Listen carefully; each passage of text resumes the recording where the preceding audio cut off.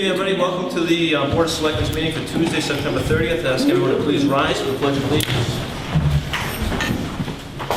I pledge allegiance to the flag of the United States of America and to the republic for which it stands, one nation, under God, indivisible, with liberty and justice for all. Thank you, everyone. I will entertain a motion to approve the payroll warrant for $183,147.88. So moved. I'll second that. Any discussion? Hearing none, all in favor? Aye. Entertain a motion to approve the expense warrant for $5,124.88. So moved. I'll second that. Any discussion? Hearing none, all in favor? Aye. Aye. We're going to pass over the minutes. I did not have a chance to look at them. Entertain a motion to acknowledge the monthly minutes and reports for the Fire Department of August 2014 and the Police Department for the same month and year. So moved, sir. I'll second that. Any discussion? Hearing none, all in favor? Aye. Aye. Announcements. Selectmen are seeking volunteers to serve on the Personnel Board. Interested parties should call the Selectmen's office at 508-867-2930 or extension 10 or email a letter of interest to selectmen@brookfieldma.us. Any other announcements from the board? No? Hearing none. Anybody wish to address the board this evening? And unfortunately, you get the old podium. Okay, well, I don't know if it's unfortunate or fortunate. Fortunate, I guess. Don Taft. Just wanted to report, I came before the board recently about the Lake Association wanting to donate some park benches and picnic tables at East Pond. We have met with the state, and they have no issues with picnic tables and a park bench on the South Pond Beach. Do I hear a butt? The but is they do not allow picnic tables at a state boat ramp, which means that we can't put a picnic table on the North Pond. So what we would like to do is there is an area that's handicap accessible, and we would like to put a park bench there, and then another park bench down at the west end of the parking lot. I don't have the letter tonight with me that they have approved it, but I'll certainly forward that to the board when we have it. And we've taken a vote as long as liability insurance was covered, which it was, and the state was good with it, we're good. Right. Yep. Okay, thank you. No, thank you. Second issue, on Lane 21, there is a culvert that has been damaged. It's about 40 feet from the two culverts that go under Allen Road. I believe there's a document on file that states that the residents of Lane 21 have agreed to pay for any materials if the town would provide the installation. Asking if that is correct. I believe that's the agreement as well. That's not the same issue that we dealt with last week, was It's it? Lane 23. That's something different. So can you forward that info to either Cindy or us, and we'll get it to Cindy? Okay, And we'll just get an opinion back from the highway department? great. Yeah, Herb was out and looked at it the other day and said, yeah, it needs to be replaced, and he gave me an estimate for material costs, which is somewhere just over $100 or $150, but he can't do anything without Yep. So if you can get that to Cindy and have her get it back to us. will do. Thank you. Thank you. Anybody else wish to address the board this evening? Hearing nobody else. Item number 1, we're in session. Do you guys want to officially open? We're officially, You already opened? we are. Good. Make a motion. All right. We have two candidates. All in favor? Two candidates for vacancy, yet again, on the school committee. We have Mr. Landini. Oh, I have one. You already have him? And Mr. Brunel. I will let the school committee start the conversation. The floor is yours. He's listening to answer. Yep, so the last meeting, we regretfully accepted the resignation of Bob Wilson. After years on the committee, we were very thankful that for her time on there, but we have two candidates that are the same. We had 3 candidates in the last meeting, and the vote chose, we have Mrs. Pecor is now on the committee, and the same 2 candidates from the last one are here again expressing their interest as well. So we need to take a vote, and we can go through, we can ask questions like we did last time, but I think we we interviewed them well. There were some good questions, there were some good answers. Unless there's any objection, I think we could probably move to a vote. But is there any other questions that want to be asked that maybe weren't asked in the last meeting? Mr. Chairman, Yes, sir. are you good? Two people asking me? Do you guys have any questions for the candidates? I'm all set. I think I'm pretty well all settled. Ms. Speaker? All right, do you want to go down the line? Okay. You want to start this time? No. I'll start last time. You want to shoot for it? No. Okay. Then I am Jeff Landine. Gary Brunel. Mr. Thomo? I think Mr. Brunel would be a good fit for the school committee, so I'm going to vote for Mr. Brunel. I'm voting for Mr. Brunel also. That just completely shocked me. So we have 3 for Mr. Brunel and 1 for Mr. Landine, so my vote doesn't matter. You can still offer an opinion, sir.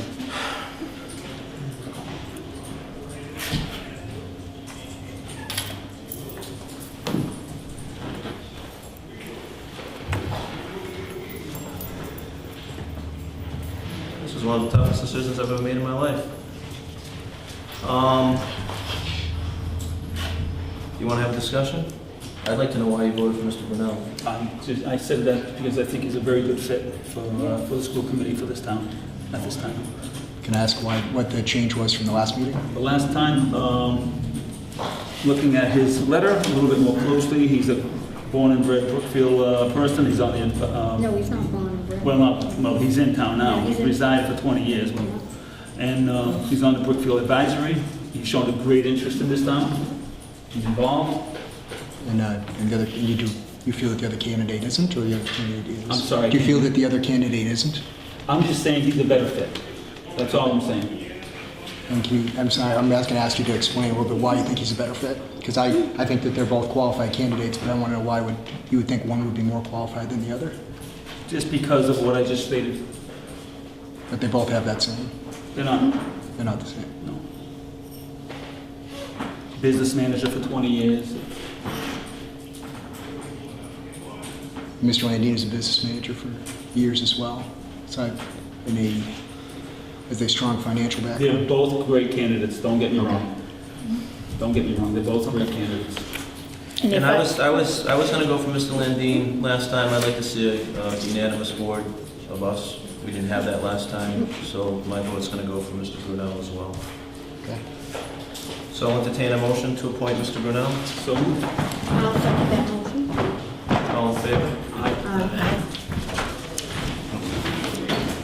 Thank you very much. Thank you. Sign? Could I make a motion that we move our meeting to the kitchen? To continue? Could we adjourn? Well, we'll recess and move our meeting to the kitchen. Thank you, guys. Okay. Mr. Brunel realized that this is until May, and then he'll have to take out nomination He papers was made aware of for the that. remainder of the term. Miss Lincoln just signed, we had a copy of both, for both of you. Linda's just signed the papers. Michael, swear you in, you can actually attend that meeting. Thank you, everyone. Is Mr. Cook here? No? It is not 6:15 yet, so we're going to move on to item number 7, Corey. I've been working with Ms. Katie in regards to revamping the policy as well as making sure all of the Corey permission forms are in. She's been having a hard time reaching Mr. Fire Chief in regards to what they actually have versus what we have. We have 2 different lists of people who's appointed, which is kind of upsetting to me. So she sees 3 people, but she doesn't know if they're still on and active, so she's going to clarify that tomorrow. So we'll table that discussion, we'll table the discussion for revamping the policy So she'll have final confirmation for tomorrow. those 3 people. At the same time, I'm going to reach out to the chief.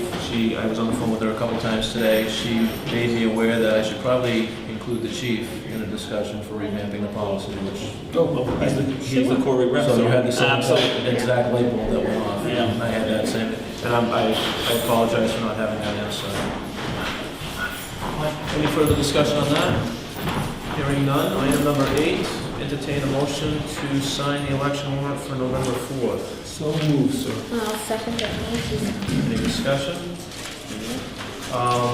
We can't sign these, but we can take the vote. The name is spelled incorrectly. Mrs. Seri? Here. Mrs. Wilson, could you get Mr. Seri for us, please?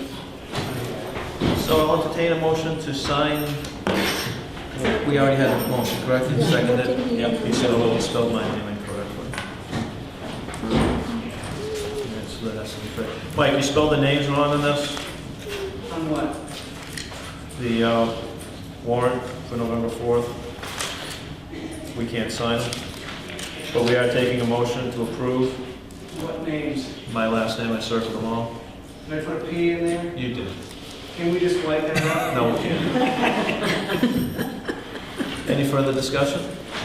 Hearing none, all in favor? Aye. Aye. Item number 9. Linda and actually Mr. Pierce as well took some time to get 2 wage authorizations together. Thank you. And Karen did also. It was the Karen. 3 of us that The worked 3 on of it. those. Nicely done. So I'll entertain a motion to approve Ms. Grabowski and Ms. Chisholm's wage authorization form. So moved. I'll second that motion. Any discussion? Hearing none, all in favor? Aye.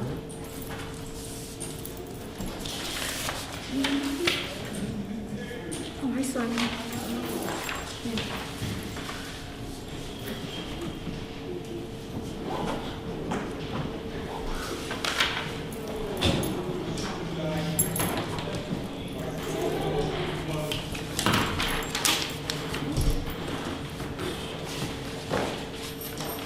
All right, we have to have a discussion on item number 10. It's going to last longer than 5 minutes. So item number 11, setting Board of Selectmen meeting dates. We're only good up until today. So the next one would be October 14th and 28th. But I won't be here on the 14th. I'll be on vacation. Do we want to have a meeting the 7th and 21st instead, or? I'm good either way. I'm good. I believe, yeah. Whatever you want to do. Well, I'd like to, at the same time, I'm meeting with a couple employees. I want to say department head, but technically one's not, one is. We met for an hour last week. We're going to meet again Thursday to continue. We went through about half of the administration and finance policy book, Okay. making a lot of corrections there. It's very, very... So you want to meet on the 7th? So I might have that ready, and I might have the Corey policy ready. So do we want to do October 7th and 21st? Yes. I don't have any problem with that. That's fine. And then that would be November 4th and 18th. No. And the 20th, and the 21st, you said? October 7th and 21st, and then November 4th and 18th.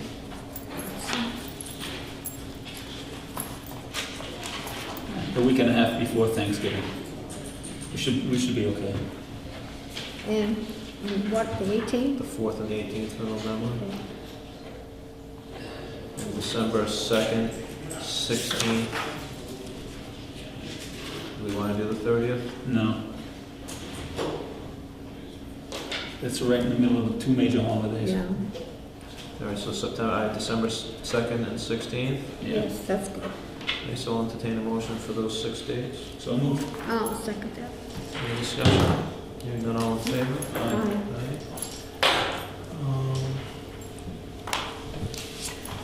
Interviews with municipal clerk candidates, 6:15.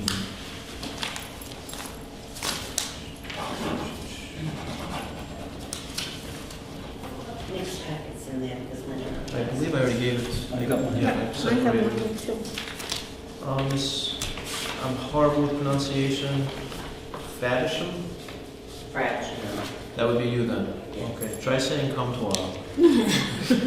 So we get each other. No, that's right? okay. Okay, that's, all right, And so, then I made it even worse with the 2. I see that, I went for the Yeah, last you one. didn't try that one, No, did I was you? not that bold. Welcome then. Thank you. The board, well, the board has to have a discussion. I put together 5 questions. I'd asked Karen to email that to you. For the matter of time, I'd like to just ask the 5 questions, and if you need to basically go off those, more than welcome to. Sure. Are we opposed to that? No, I'm As absolutely opposed not. to bouncing back and forth? All right, so welcome, ma'am. We just had a Thank you. working meeting. Are they gonna be easy They're questions? gonna be easy questions. It's gonna be 5 questions. Okay. You obviously have the chance to answer however you'd like. You'll have the chance to piggyback off those as well. Okay, And then at the end, you can ask us any questions you'd like. okay. All right. At the end of all these interviews, we'll have 4 interviews. We will make a decision, or we'll discuss to make a decision at a later date. Yep. And then you'll be notified as that. Okay. Any Sounds questions now? fine. Nope, First and foremost, thank you. thank For your you. interest in serving the town of Brookfield. Number 1, introductions as well. That's right. Stephen Comtois, And I'm Linda Lincoln. And Nicholas Thomo. Pleasure. same here. Question number 1, if hired, when can you start? Immediate. Immediately. All right. Any questions off that, no? Number 2, what is your starting salary requirement? I'm very flexible. To be honest, I plan on taking an early retirement, so a part-time job and the income really isn't an issue. Does that have any bearing on your retirement? When you retire, are you planning No. on retiring and everything? No, I can still make so much a year. Okay. Any comments on that? Number 3, what are your strengths and what are your weaknesses? My strengths are I can pretty much learn anything I put my mind to. My last job, I self-taught myself from home. It wasn't an easy job, but I did it. And my weaknesses are if I let myself, which I try not to get overly stressed, that's my biggest weakness, in my opinion. Do you feel that this position might tax you, bring you to that stress level? No. No, if the last job didn't, there ain't much that will. Mike, you want these? This was when you were working for Easy Eye Care? Correct. Okay. And how long? Okay, you were there for 3 years, right? Yeah, a little over 2 years. Okay. Linda? No, I don't think I have any questions. All right. Number 4, what is your experience with Microsoft Office? Oh, a lot. I've worked with Microsoft Office and all those programs for a lot of years. What would be the suite? What would be the package? I'm sorry? What type of programs would be in that suite? You know, the Excel, the Office program, the drawing program. All Word, of it. Access. Yeah, all of it. Okay, with the Excel program, are you well knowledgeable of like setting up the spreadsheets with your Yes. formulas and all things like that? Yep. Okay. Yeah, I had somebody in one of my past jobs that really taught me a lot in that program. Oh, okay. So it was a blessing. I'm huge with Excel in this office. It really needs to be implemented a lot better than it is. Yeah, You have good working knowledge. So yep. Access is just Excel on crack, and I don't Yeah. think we need that many databases. Nick, you good? Yep, so far. All right, number 5, last questions, and I think this reflects back to your weakness on stress. What actions would you take if a fellow town employee or resident became angry and disrespectful with you in your office? Oh, those are tough. Those are tough. You really have to, you have to almost bite your tongue off and try to keep things at a minimum and not let it get out of hand. Walk away is always a good option, in my opinion. Would that be it? You would just walk away and... Well, you know, you have to address it eventually, but you have to give that person time to So how would you address it? kind of cool down. Just once all that situation came to a head, just try to talk to them and see what the actual issue is. You know, I'd rather be a lover than a fighter. I don't like confrontation. I like to work well with people. So, I mean, I always try to put my best foot forward. I think you're talking about letting things calm down and then... And then readdressing it, absolutely.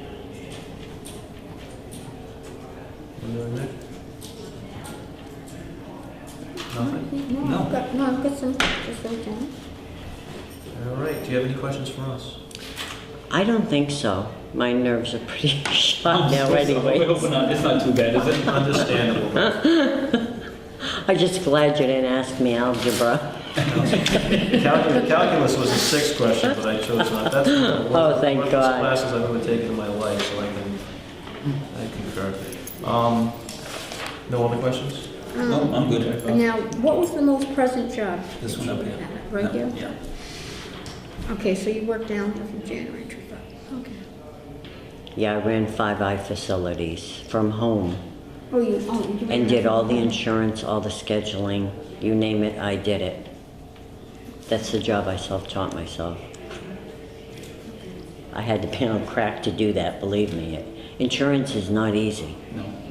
I didn't think it was be as hard, but I learned and I did it. And it was a great job, so. Good for you. All right. Thank you, ma'am. Thank you. Nice speaking. Thank you folks so much, it was a Or at a pleasure. later date. Okay. Thank you, ma'am. Have a good evening. As well. We're going to make history as a board. We're going to have our first legal phone conversation.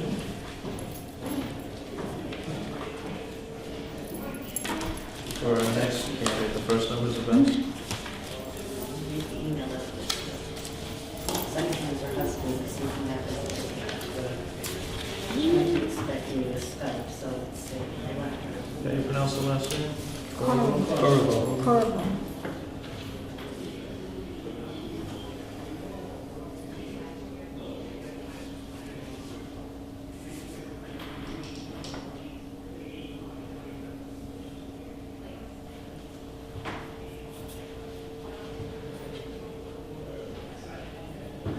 Is this Ms. Corvo? This is Mr. Comtois from the Board of Selectmen of Brookfield. How you doing? Not bad, thank you. We're in an open meeting. Do I have your permission to put you on speakerphone? All right. All right, can you hear us? Very good. Can everybody hear her? Nice phone. We can hear you well. Hi, Diana, it's Linda. Hi, Linda, how are you? Good, and you? You're on vacation? I am. It's raining in Florida right now. It's having a wonderful time. Thank you. Well, that's good. And Mr. Thomas here as well as others, and you are on camera. So, welcome. Smile. So smile. Okay, now, are we doing FaceTime or? No, we're just going to do it over the phone. We don't have a wireless access right now, and we just don't have the strength for Mr. Thomas' phone to do it. Okay. All right, so that makes it just doing a phone interview, correct? Okay, I'll put my iPad away then. Very good. Good. Less stressful as well. We have 5 questions, prepared questions. We're going to ask those. At the end, you have the opportunity to ask us questions. Okay. Do you have any questions before we start? I guess not. All right. First and foremost, that's okay. If hired, when can you start? Immediately. Monday, this coming Monday would be available. I am working Tuesday for my other job at Plastics, but that'll be it for next week. Okay. Number 2, what is your starting salary requirement? I was told that this job was between 12 and 15, I believe, and I would, of course, prefer 15 with my experience. I am making about 23 at my other job, but I am comfortable with 15 if that's possible. I believe it was 14, wasn't it? It was between No, 12 and 14, okay. as I said, yeah. That would be fine. Eventually making it to 14. Okay. As I said. Start at 12. All right, so my question is, if we did decide to hire you this evening with a starting salary of 12, would you be amicable with that? Yes, I would be okay with that. You know, as long as I know that there may be any increase in the future, if it all works out, that would be great. Yeah. Any comments on that? Number 3, easy one. What are your strengths and what are your weaknesses? My strengths, definitely, I would say I'm very particular on quality of error-free work. I'm definitely a team player. I'm a humble person, very reliable, honest, very, very honest, and I just enjoy people too. But I'm very good with numbers, and I just love what I do with the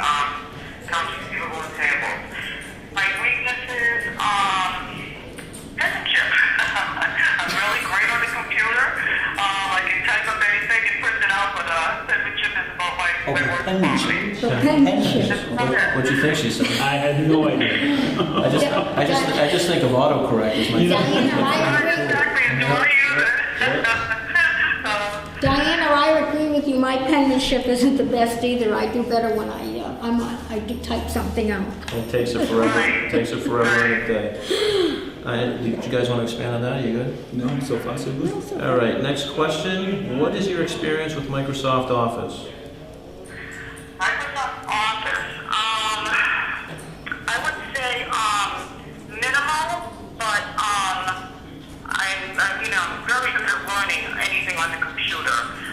Like QuickBooks is my strength because I have 15 years of it, but I have worked with Microsoft Office and I'm willing to learn more. Even if I have to take a class, I would love to learn more on anything on the computer. All right. Your resume states that you have experience with basic level proficiency. Yeah, basic. What? Can you explain to me how you'd be with Excel? Excel, I've used it for payroll, and I've used it, but most of the time it's already set up. But I can work in it. If it's already set up the program, I'm good in it. So you don't. But to set it up, I'm not experienced in that. Okay. Once it's all set up, I definitely can work with it. So, Like I said, I'm a quick learner, real quick learner. You show me once, and I have it. I have it down. so where formulas and things are concerned, you wouldn't be able to go in and like put a formula in on a spreadsheet? Honestly, the formula, someone's gonna have to learn that. I've never had to use the formula. But- I did it and I deleted and I made up data sheets for my boss on like sales tax, liabilities and things. I've worked in it deleting and making up sheets for him, but I never had to do the formula. They were already set up for me. So, But you- once a month, like I said. But you have worked with it, Yeah. Okay.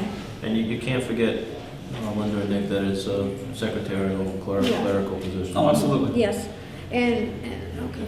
Any other questions on that one? And then also I see that you have experience with reconciliations and all of that, and Definitely. Credit cards, checking accounts, several. I've done probably about $4 million a year. I do with the reconciliations of the checking accounts and credit cards and anything else. I love doing that. I'm right to the penny on my reconciliations.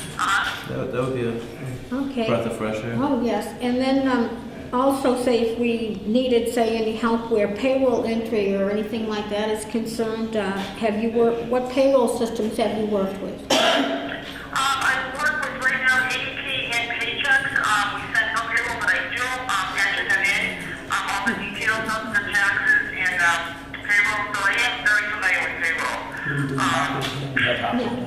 Working with another company and putting it into the QuickBooks or whatever program. We have Harper's payroll system here, but I know at one time we did have ADP, and I'm pretty sure they're both similar. Right, I'm very good with that. Yep, Okay. very experienced with that. Okay.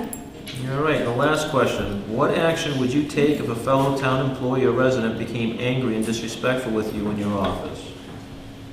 I would, very easygoing, I would, either, take it up with the person that's higher than me, probably first, and see what they want me to do. Go to the person directly, or, but I would, have an issue with the person in front of everybody or anything. I would take that a private issue. All right. Nick, Linda? No, I think I am good right now, sir. Linda? Let's see. All right, do you have any questions for the board? I do have a question on, really, I guess the job itself, because I know that there was a person opening it for 40 hours, somewhat clerical, somewhat financial. I'm wondering, they split it up, I believe, into two part-time jobs. Am I going more for the financially or for the clerical? I'm just kind of curious because I'm not sure I haven't talked to anybody about the job itself. They both. I was hoping it was the financial part more because that's my strength. Yeah, they both have the potential of it. What we'd like to do down the road is, the history of this position was that the board about 3 or 4 years ago split 1 to 2 people that were independent to each office into working with 3 or 4 different offices, and that's really not working out. So we collectively decided to go back to independent clerks for each position. So it would be determined where you're gonna go. And in this setup, we'd be able to use you with a treasurer, the tax collector, or our assistant, administrative assistant. Okay, very good. Thank you. And I think that's it for my questions. All right, so we will decide either this evening or at a later meeting, and Karen will advise you of our choice. Thank you for taking the time out. I really appreciate it. Thank you, Okay, ma'am. thank you, Diana. Enjoy your vacation. Thanks, Linda. I will. Take care. Bye. All right, bye-bye. Thanks. Well, that was enjoyable. Very All right. nice lady. Third applicant is Ms. Birchow available? Welcome, ma'am. Welcome to the hot seat. And as stated, I'm still Stephen Cumquar. I believe this is still Ms. Lincoln and Mr. Thomo. So welcome. Good evening. Thank you for your interest. Hi. And you were privy to the 5 questions, so they should just roll right off your tongue. Right? Okay. All right. If hired, when can you start? Tomorrow, What is your starting salary requirement? well, I was told $12 an hour, and possibility of it going up to the $14 range. Okay. What are your strengths and what are your weaknesses? My strength, I have a great business aptitude. I know how to prioritize my work and to meet deadlines. I can compose myself in stressful situations. I'm punctual. I'm a hard worker. If you see on my resume, I've been employed as a repeat offender of 2 employments. Harrington Memorial Hospital, I was there at one time for 13 years and have returned to them. And you are one of the only applicants that put in people that we can call references. And Harrington did give you a great reference. So. Yeah, we do also. Thank you. Another one also for her. Yeah. Yeah. I just wanted to Thank you for letting me know. Yeah. No problem. And your weaknesses? I would say that I don't know how to say no very easily. And I'm a perfectionist. All right. Nick, Linda? Piggyback off that, you good? What is your experience with Microsoft Office? I'm very familiar with it. When I was in Harrington, I created a new phone directory, and that was when I was there the first time, working for the vice president. They are still using that same format. I should have made copyrights on it. I am very good with Excel. My boss, the vice president, used to manage the insurances that we would take at Harrington, and I would have to do lookups to see where our prices were. So I'm good with the formulas, and I really do like Excel. It's one of my, I enjoy it. I consider myself very good. I can start a spreadsheet and I can finish a spreadsheet. I can utilize the formulas. I have kept myself abreast of the new ones, the new updates. I've continued to go and grant certificates for intermediate levels of Excel, Word, Access. I don't know what you have for a... Well, my mind right now, when I hear extensive Excel and developing spreadsheets and whatnot, if you were given a task to put together, let's say, maybe an energy type electric bill spreadsheet, would you be able to handle that no problem? headers, everything. Good answer. Number 5, what actions would you take if a fellow town employee or resident became angry and disrespectful with you in your office? Well, I would try to diffuse the situation with that particular person. After, if that wasn't appearing to work, I would ask them to leave. And my last resort would be to call the police. Nick, Linda? No? Excellent. Any questions for us? Did you mention when you were going to make your decision? Either this evening, based on time, I would like to do it this evening. It might not be immediately after the interviews because we're pretty I think it'll be time. up against the wall. And when would we be notified? By tomorrow, if you did not choose to stay here and listen to it for yourself. Okay. Thank you. Any other questions? No? Thank you. Nice meeting you. Krista, nice It was nice to meet you. Take care. And do we have Ms. Court?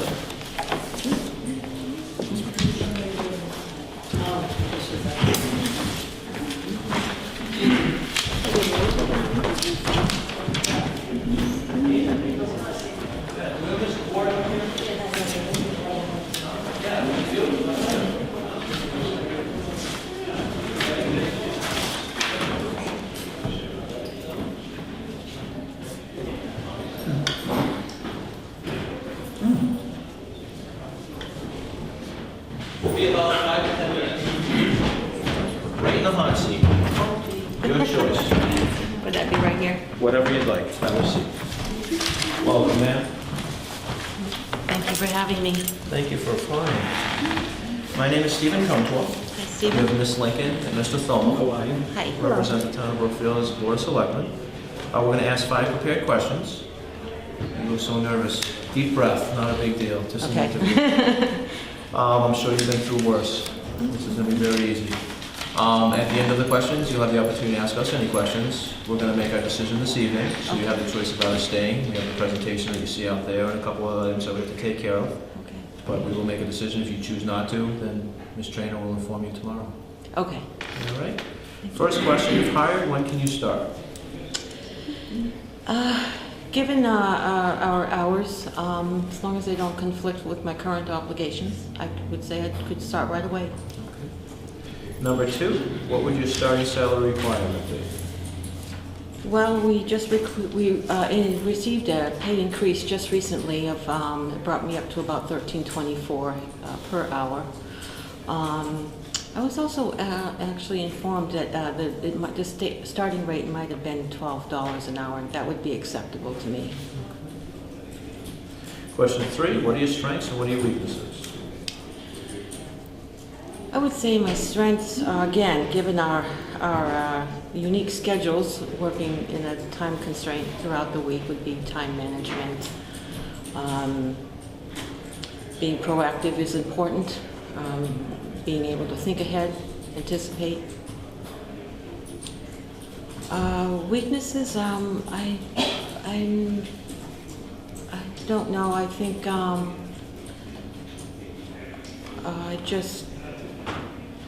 sometimes I have a tendency of being a little impatient.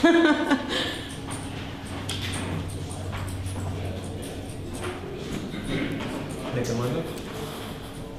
I didn't hear, what did you say the strengths were? Time management. Oh, she can just. Yeah. I'm sorry. Time management, of course, that's important. You've got to be able to cram a lot in within a certain period of time. Okay. So I've learned to be proactive with the longer experience of working for the highway department. You pretty much learn to anticipate what's coming up ahead. So it gives you enough to be prepared.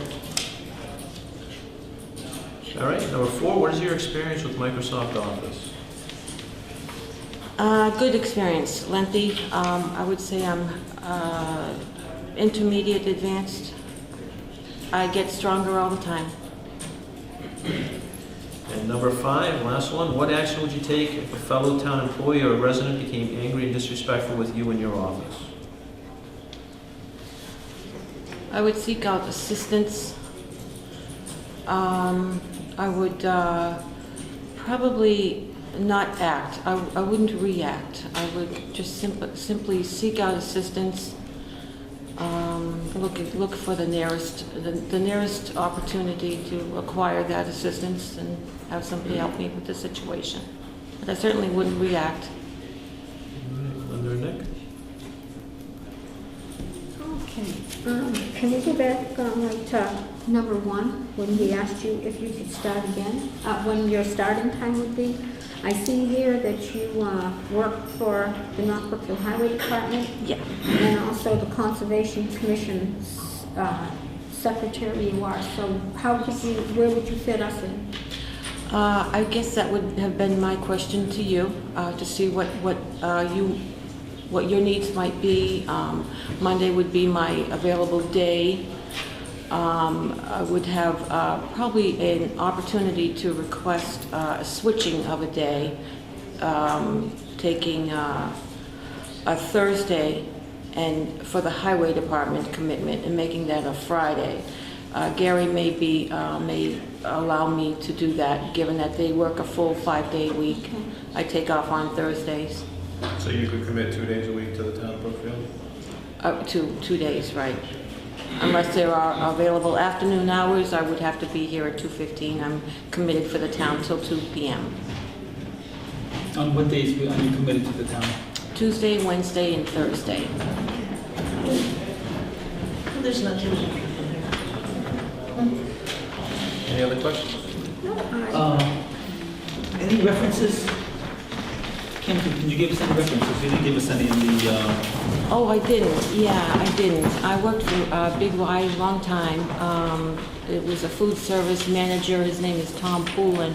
I understand he's at the Holden store now. I can get you the number. I'm sorry. I didn't come prepared with references for that. Leslie Burton, of course, is our town administrator. Yes, I know. Yeah. She's aware that I'm seeking further additional part-time employment. Any questions? Hearing none, do you have any questions for us? No, I don't. As a matter of fact, just if you can work around my schedule, if I can work around your schedule, just Okay. I'm open. All right. And thank you again. Thank you very much. Okay, thank you. Great. care. Have a good night.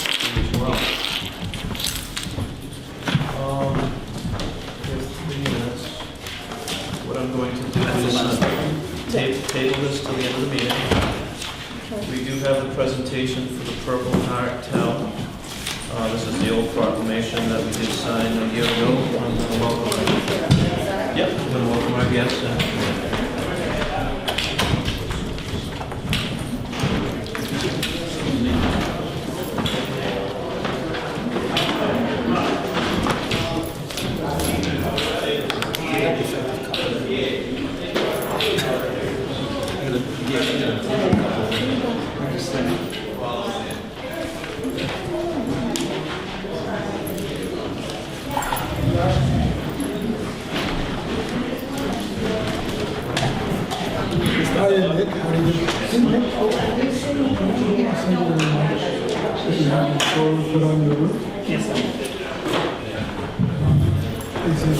Yes, it is.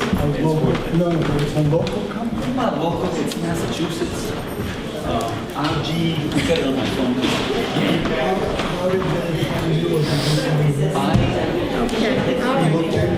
I did look into it with the Home Depot. They had a display up front, put your name in, we'll do a free estimate on your home. It's over, boom, boom, boom. They came, called me, set up an appointment, talked to me, gave me the details, saving time and money. I think they still have your phone number. Oh, yeah. So I'll just, that sounds great. Oh, it's, plus with the new rates increase for national, they're talking 33%.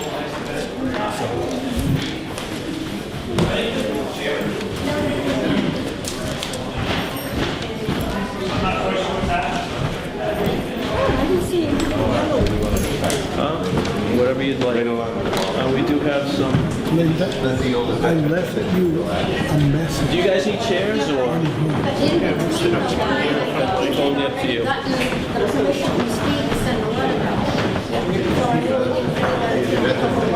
But if you want to talk about it, I'm here. Steve asked me to come so I can talk about it. Because I understand you have some reservations. Do you want my email? Yeah, I can do it right now. I just was watching some stuff ready to give you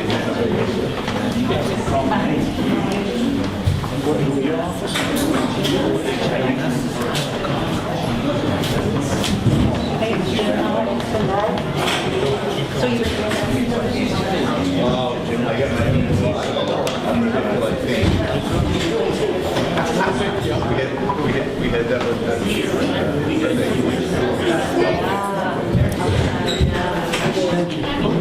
front row. You're in front row.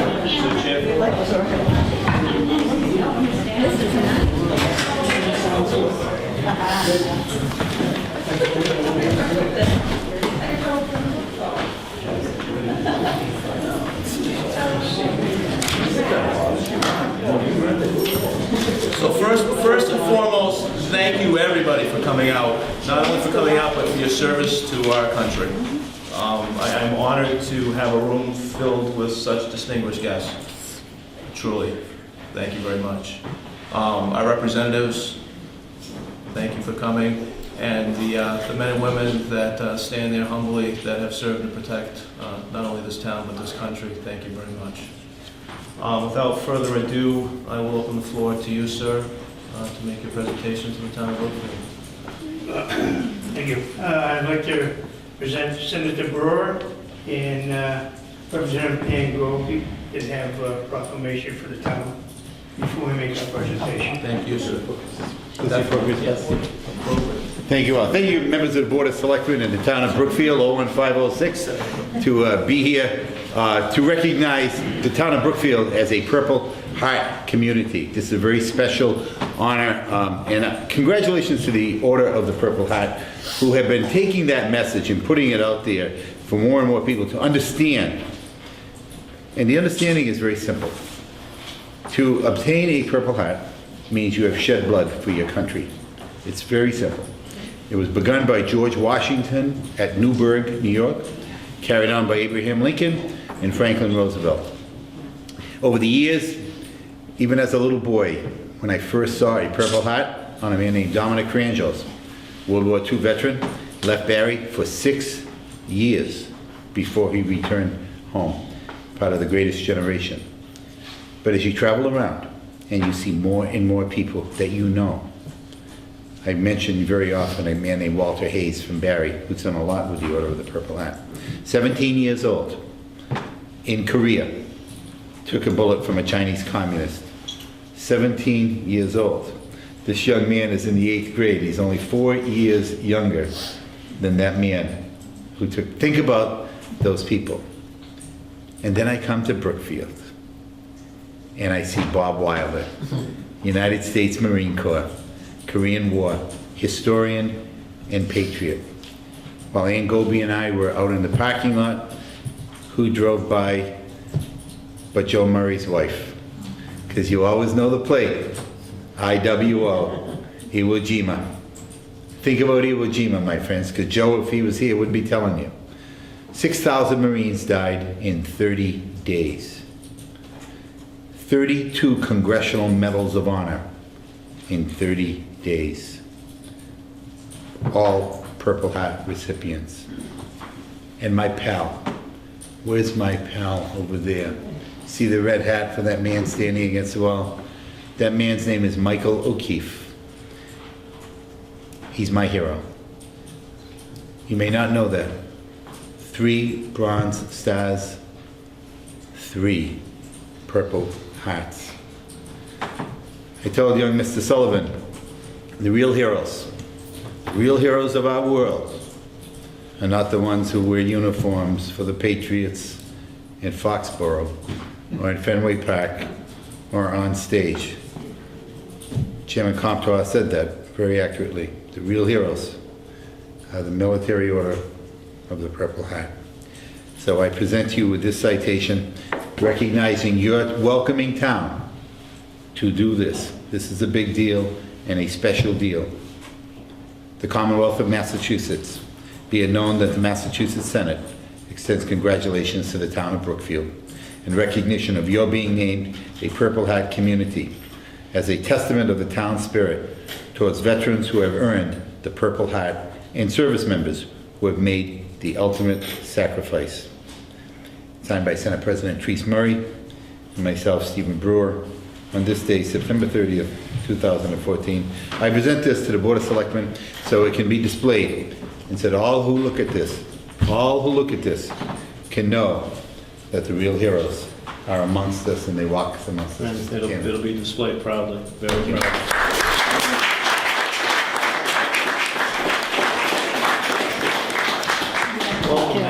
thank you. It's nice to see everyone come out tonight, and another special thanks to the folks from the Purple Heart. They've made their way across this state, and on Sunday we were in Templeton on a very hot day, and they will go from town to town to bestow this honor, and you're bestowing it on a wonderful town tonight, because this is a community that does not forget its veterans. It was just over a year ago when they welcomed back Billy Knight, who was killed during the Korean War, and it took more than 50 long years to have his remains returned to this community. And if you could have seen the type of ceremony that they did that day to welcome their son home, it was incredible.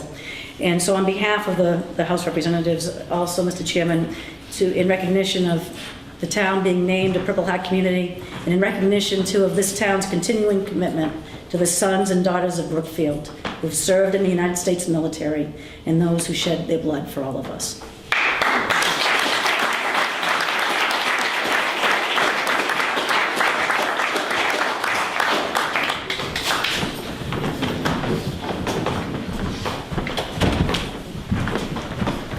We'd like to invite any Purple Heart recipients up here to join us.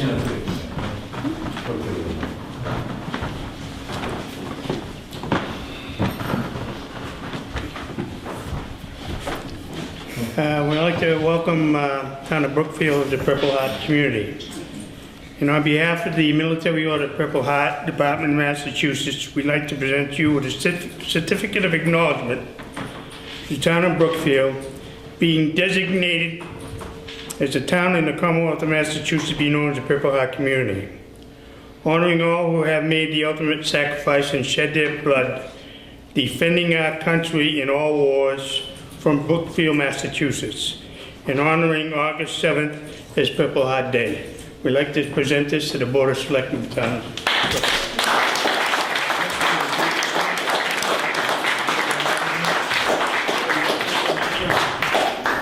Thank you.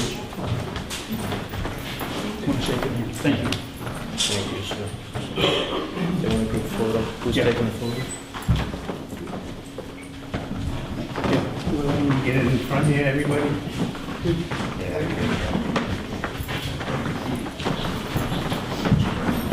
back? Yeah, in the back. In the back. Oh, in the back, we're over the wrong side. The exercise. Nick, can you just move those chairs real quick? No, have them sit down. Have them sit down? Sit down. I'd rather stand. You want us to stand? No, sit down. Sit? I'm gonna stand. She wants us to sit. I can sit. Hold the flag.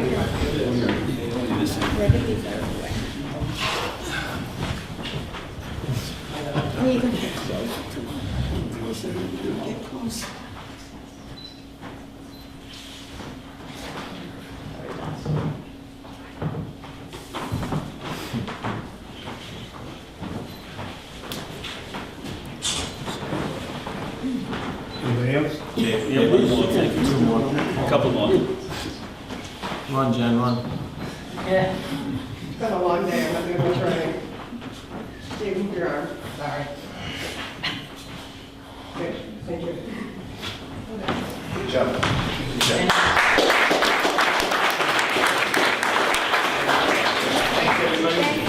Thank you. Nick, Stephen, thank you. Thank you all. See you again soon.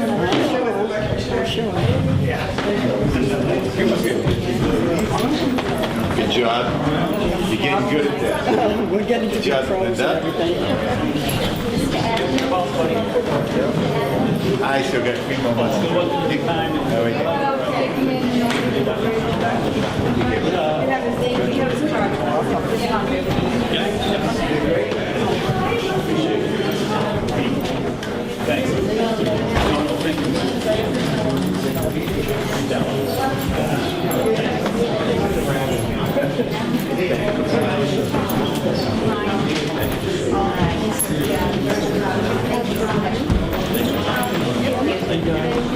Thanks for coming. Thanks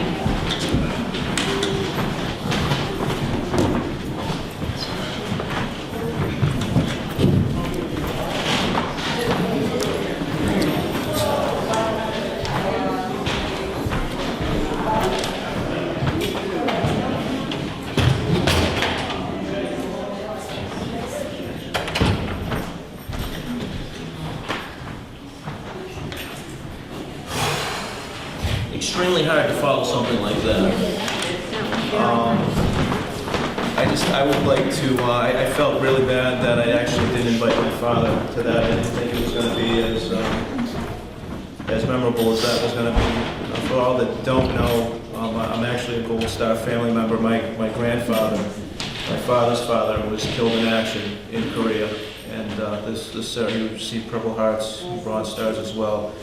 My dad grew up without his dad, and I got chills right now. So thank you everybody else that was able to participate in that. Before 7 o'clock, is Mr. Cook here this evening? I do not see him. He sent a letter to the board advising us about the Brookfield piece of Tantasco High School.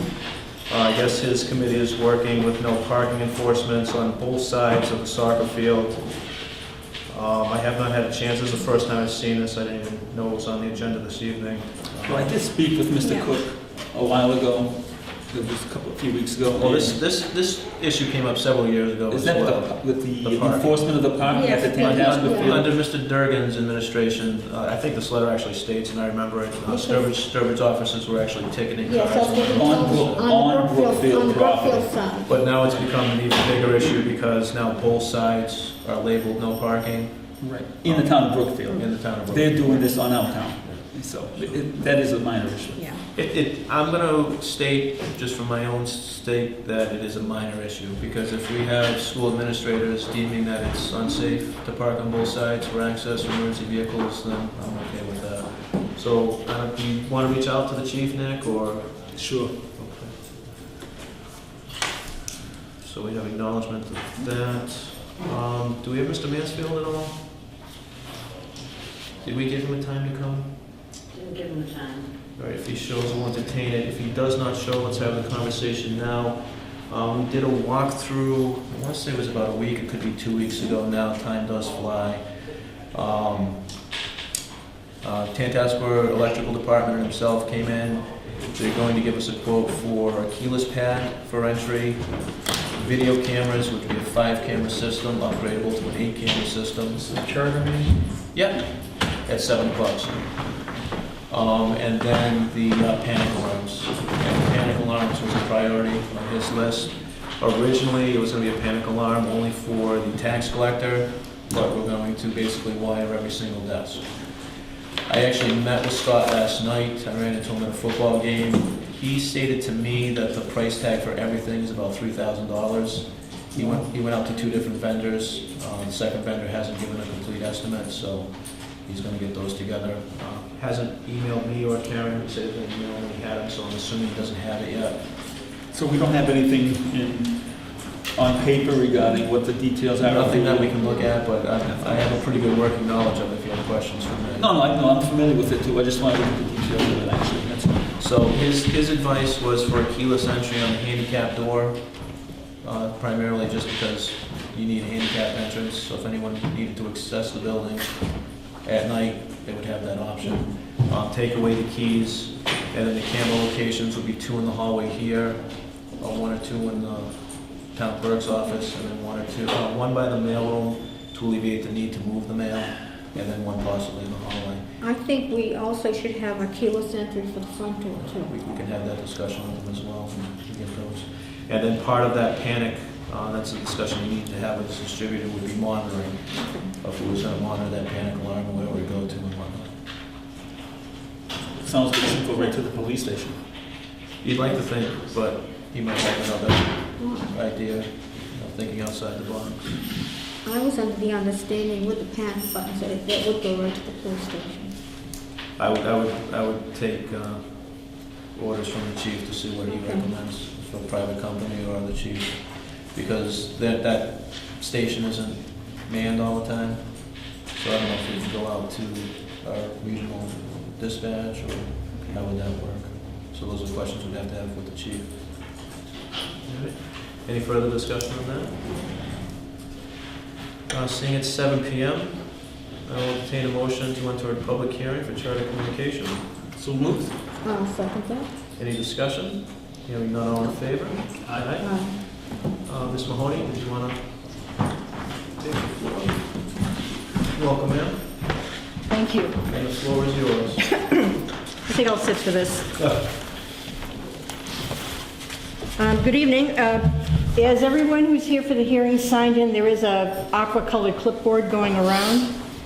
And if you could put your name and address, and if you want, you can indicate whether or not you're a charter subscriber.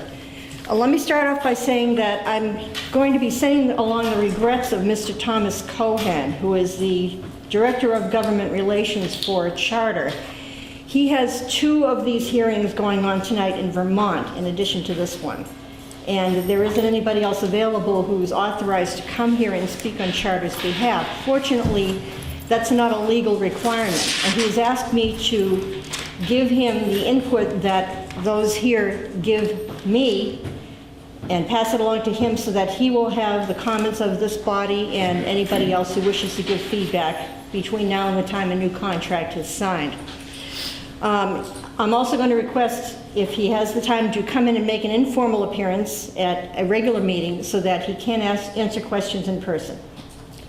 That said, the purpose of this hearing is to principally get feedback from residents concerning the cable contract renewal process, on Charter's performance as the provider of record, and for me to try to answer any questions you may have and to refer the ones I can't answer to Charter for a response. I've drawn up a handout with frequently asked questions on it. Feel free to take one. I'll start passing them around. This will also be sent out as an article in the Citizen, along with any of the questions that I haven't been able to answer at the present time. Also, a copy of our town's 2004 cable contract will be posted on the town's website, and I will put it on the mytowngovernment.org website under Cable Advisory Committee as well. And please note, finally, this is not a place for extended discussion about Charter's internet services or services other than cable video, because none of those services are part of this round of negotiations.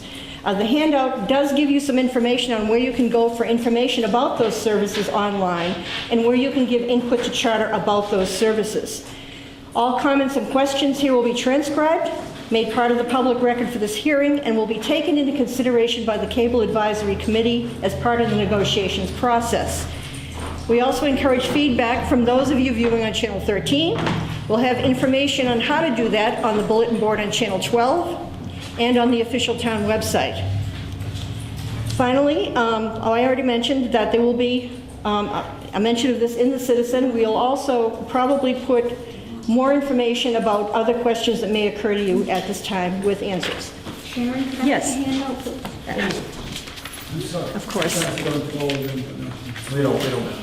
Here you go. I'm almost paying $200 a month for Charter. That's okay. Okay. I'm just going to summarize the first 3 paragraphs, but you do have this to take home with you and enjoy at your leisure. The last contract with Charter was signed in July 1st, 2004. It was a 10-year contract. It has expired. Charter is going to continue to provide service to its customers while the negotiation process is going on. The Cable Advisory Committee is in charge of ascertainment, which is simply fact-finding. We're going to be collecting information about all aspects of Charter's performance as a cable provider, and also collect information from the town as to what they would like to see as part of a new contract. There are various means that we're going to be doing that. Some of them are spelled out in this handout. It's important to note that there are 3 things we cannot negotiate for. The first is we cannot set the rates. The reason for this is they're set by state and federal law. Municipalities are not allowed to negotiate fees at all.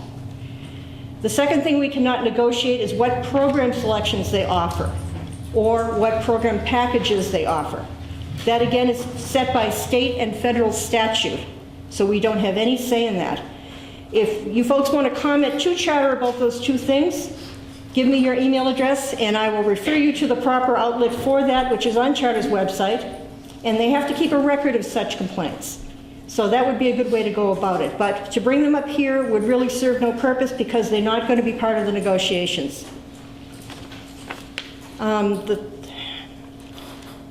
The third thing that we're not allowed to negotiate, I think I've mentioned, it is by and large the internet services. Some towns have successfully done this. We're in the process of finding out how they did it. But as far as this upcoming contract goes, it's mainly going to concentrate on video services. That being said, I'll open the floor to questions, and I will surrender the table if people want to come up and ask questions, and I will wait here and do my best to answer them. Anybody have questions? Hearing none, the floor is yours again, man. Okay, well, Well, one thing, how many years are you looking at for this new contract? that's a good question. We are allowed to negotiate up to 10 years. We can go with less. Which would benefit the town better, a shorter term or a longer term? Well, there are considerations on both sides. A 10-year contract would lock in whatever benefits we can negotiate. On the other hand, technology changes very quickly, and we may want to allow for a revisiting of that after 5 years. That's going to be part of the ascertainment process. We're going to basically go with whatever we think would work best for the town based on the feedback we get and the research we do. So if any of you have a strong feeling about that, please get back to us, because this is one of the ways that we're going to try and do the best for the town that we can. Do they offer any kind of equipment that might benefit the town? They do not offer equipment per se. What they do offer is a grant to the public, educational, and governmental channels that most towns have as part of their contract. What this involves, and some of you who watch Channel 12 and 13 know this, and Channel 11 as well, is that the cable provider will make available 3 channels. In some cases, it's only 1 or 2, but in Brookfield's case, it's 3, to produce and air our own content. In Brookfield's case, in case you're not a subscriber, Channel 11 is employed by Tantasqua. They have a fully equipped studio. They do some fantastic programming. It's made available to all of the district's towns, including Brookfield, and it's to be found on Channel 11. Channel 12 currently is our town bulletin board. It's a PowerPoint presentation. The events that are happening, announcements, of course, the cable content that we air, all of it is outlined on a series of slides, usually about 50, that appear on Channel 12 and are in rotation, and they're changed and updated regularly. The third channel is Channel 13, and that is a channel on which we air recorded meetings such as this one, and other events that happen around town, and also any events that cable subscribers want to see happening that we are able to get a cameraman to. But that equipment is paid for generally by Charter. Charter, in its last contract, provided us with $50,000 in 2004 to purchase equipment and set up a studio. The elementary school provided a wonderful space for that studio, rent-free. We've been updating the equipment as we went along. We've been trying to increase the amount of programs we show. We've been trying to improve the quality of those programs, and we've been trying to be open to putting on programs that may not have run before. The $50,000 goes for equipment. It can also be used for expenses. There's also a second grant that Charter has given us, and that's paid out in increments of $5,000 a year over the 10-year period. That money can only go toward expenses such as consumables, DVDs in our case, batteries, cable repairs, that type of thing, painting the studio, or for things like salaries, upkeep, benefits, and so forth. But it cannot be, that grant cannot be used for equipment. So that money has by and large been spent down, the capital grant money. One of the things the town can negotiate for is for a larger grant to buy more up-to-date equipment. And I know Mr. Sniffen, chair of our Cable Access Committee, has some definite ideas on what direction we should take with that. Mr. Tomo has weighed in the past about how he'd like to see live content, for example, live meetings from this room, or when the town hall gets renovated, from the ballroom, going out live to people so that they can see a meeting as it's happening, instead of waiting for us to record it, edit it, and get it on the air. That is going to take a major outlay of equipment at a major cost. So one of the things we're looking at is asking for Charter to up the size of that grant to allow us to buy that new digital equipment and improve the process of putting video on air and improving the programming for everybody. Yes? Sharon, if anybody's done any research they know that Comcast and Charter are on the bottom of the satisfaction list of 10 different people that you talked about. Have you looked into contracting with anybody else other than Charter and Comcast? We're at the beginning of this process, but I can answer the premise behind that question, which is why haven't we looked at other providers in the past? And there are two reasons for that. One of them is the way state and federal law is set up, and the other is market forces. In order for Charter to bring cable to the citizens of Brookfield, they had to invest in equipment such as a trunk line, wiring, junction boxes. I'm not sure of the rest of the terms, and I'm not going to embarrass myself by pretending I'm that technically minded, but you get the picture. They had to put an infrastructure in. That cost them money up front. If another provider wanted to contract with the town, and in the past contract there was nothing stopping them from coming in and saying, we'd like to contract with you as well, it's very, very likely, I'd say almost a given, that Charter would not let this competing company use their lines. They would have to invest in a parallel system up front, the way Charter did, and then try to make it pay by gathering subscribers. Now, when you consider that Charter only has slightly over 1,000 households subscribing to its services in Brookfield at the present time, as of the 2013 research the state did, and given how small Brookfield's population is, it's not really likely that even if we went out and invited companies to come in, that any of them would find that it would be worth their while, given Charter's status as an incumbent provider. There are towns in Massachusetts, most of them east of 495, that have up to 3 different providers. And there's a very nice map on the state website that gives you a visual picture of which towns have these services. Like I said, they're almost all east of 495, and the reasons for that are population. There's a market there that more than one provider can tap into. Now, this doesn't include satellite services. Satellite services don't require the lines, the junction boxes, the uplinks. They can just go to a household and give them a dish and boom, they're all set up. But Charter does count satellite companies as competition, and they are competing with them for subscribers, quite successfully in some cases. So that would also cut into any available market that a second or third company would have to solicit in order to make its investment in equipment worthwhile. So Charter had the edge because they were here first. They're the incumbent. So it's, again, market forces and state law. We could not, if another company came in and signed with us, we could not give them a better contract than Charter. So that incentive is not possible either. And there's more to it than that, but that's the basic picture right there. And I did mention this on the handout so that you do have that. So it's, you know, it's frustrating, but the best we can do is to try to get Charter to do a better job. Now, as far as complaints go, I've heard the statistic that you mentioned, Charter and Comcast being at the bottom, is not only with regard to cable companies, but in some cases with regard to customer satisfaction of companies, period. I haven't seen the data, so I don't know what study that is, but I have heard it anecdotally.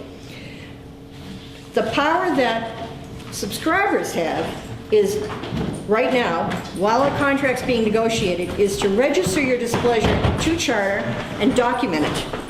Charter is by law required to report complaints to the I'm trying to think of the term they use, to the town that signs the contract with them. It's written into law, so that's a powerful incentive for Charter to try to correct some of those shortcomings. The other thing that's possible is if we get that type of feedback before a contract's signed, we can make more stringent the customer service aspect of the contract. The state and federal law requires a minimum of customer service. The towns can negotiate for a level above that, for example, in the form of penalties.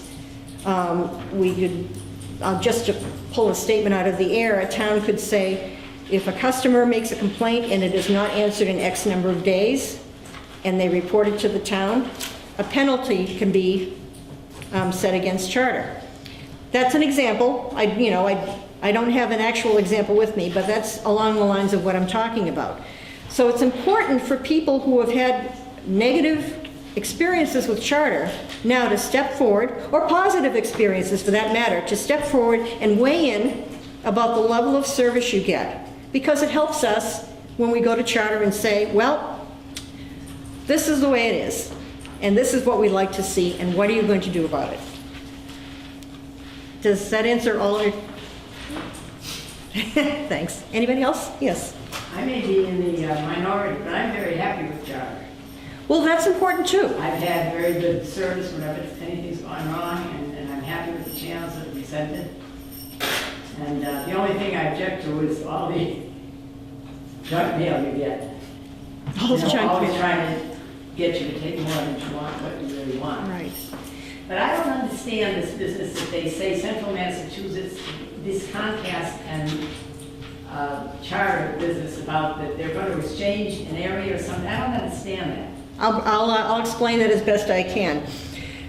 We're really the third leg on a stool here. Charter is the third leg. Comcast, which is a huge company, they're I think third in the nation for cable providers. I'm sorry? First. Thank you, Mr. Dorr. They're first in the nation for cable providers. They are trying to buy Time Warner.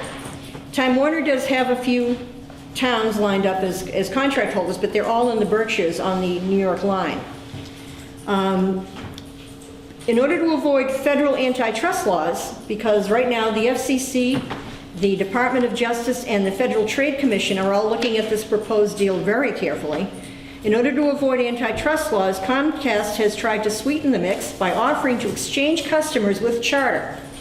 What this would involve is, and I've written it down here, but let me just refer to it, Charter would turn over all of its customer base to Comcast. Any contracts that are in play at the time that happens will be honored by Comcast in their entirety. After that point, any contract that comes up, of course, would be negotiated through Comcast, or anybody else in the case of a town that can invite another provider in with them. In return, Charter would get customers in the South and West, where their customer base is fairly light. And what this, theoretically anyway, what this does is it prevents Comcast from having a monopoly in those areas of the country. How this affects us is simply how I stated it. Right now, it doesn't affect our negotiations with Charter. The folks at the state I've spoken to said that if the FCC approves this Comcast Time Warner sale, it probably will happen sometime after the first quarter of next year. We're working to get a contract with Charter signed before then so that this will not affect us. Comcast will probably not raise fees right away, according to a statement that was made in the Telegram and Gazette. And it's quite likely that they will try to win customer loyalty by offering new features, new equipment, whatever. But we can't predict what Comcast will do once they take over. We can predict that they'll honor whatever contract is in place. Does that help? Yes, thank you. Yes. All I know is people who I know who have Comcast or had Comcast and they went to Charter, they said they hated Comcast was like worse than Charter, and I know Charter's come in. And you can ask Charter not to send you those mailings. They can stop sending you those if you call and ask them to take off your list.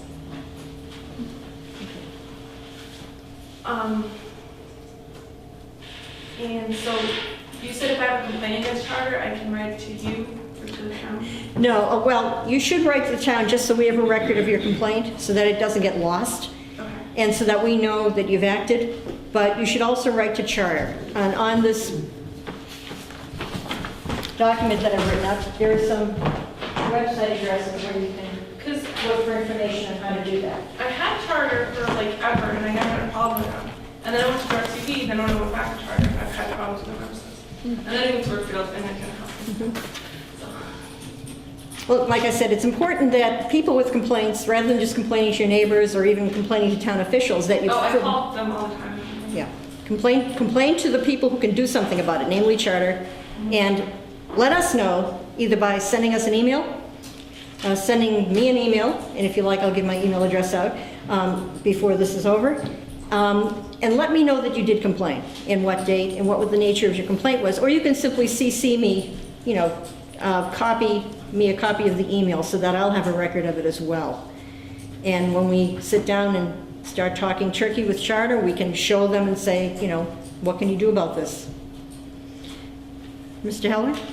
Are we better off negotiating now, or could we continue extending whatever status we're in now and negotiate with Comcast once they become the owners? I asked a representative of the Department of Telecommunications and Cable that. He didn't really want to give us advice on that because that's not his job. He did say, however, that since Comcast is going to be effectively walking in and taking over existing contracts, that we should push for the best situation possible now, because when the time comes to negotiate with Comcast, that will be the starting point from which we work with them. So I guess the answer to your question from a practical standpoint is we should go for the gusto now and hope that it feeds into whatever process we may have to deal with Comcast down the line.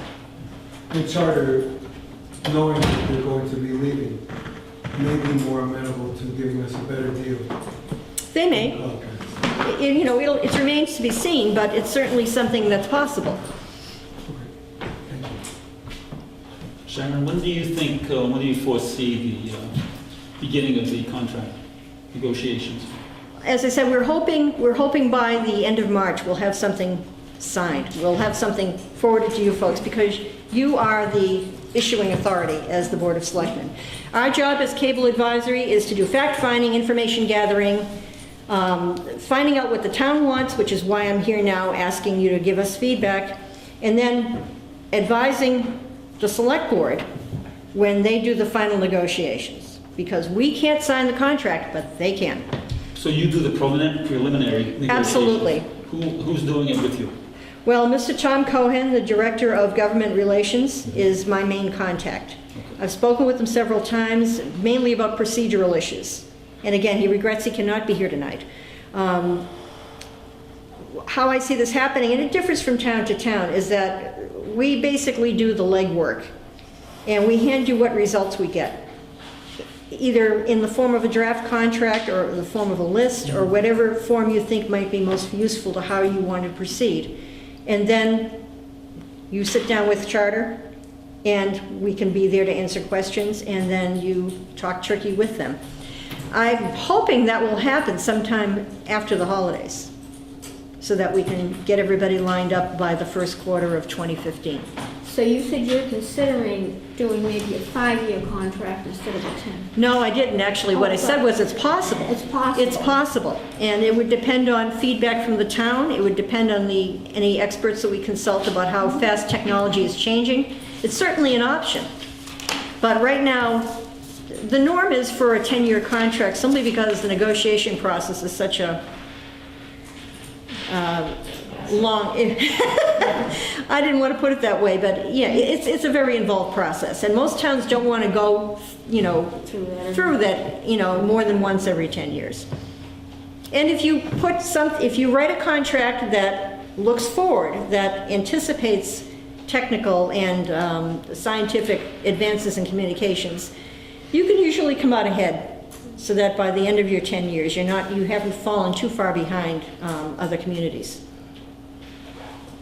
I know that Charter or Comcast or any of them have a lot of funds to pay for experts to assist them in the negotiation process. Does your committee or has the town committed funds to get attorneys, experts to assist us so that we can get the best deal? You're absolutely right. Charter has deep pockets. They're a national company. They're actually based in the Midwest. They're not based in this area of the country.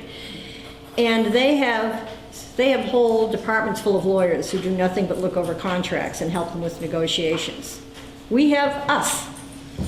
As of this point, we don't have any funds committed from the town for any of the expenses involved with this. The select board had graciously agreed to pay for the costs of the legal ad advertising this session.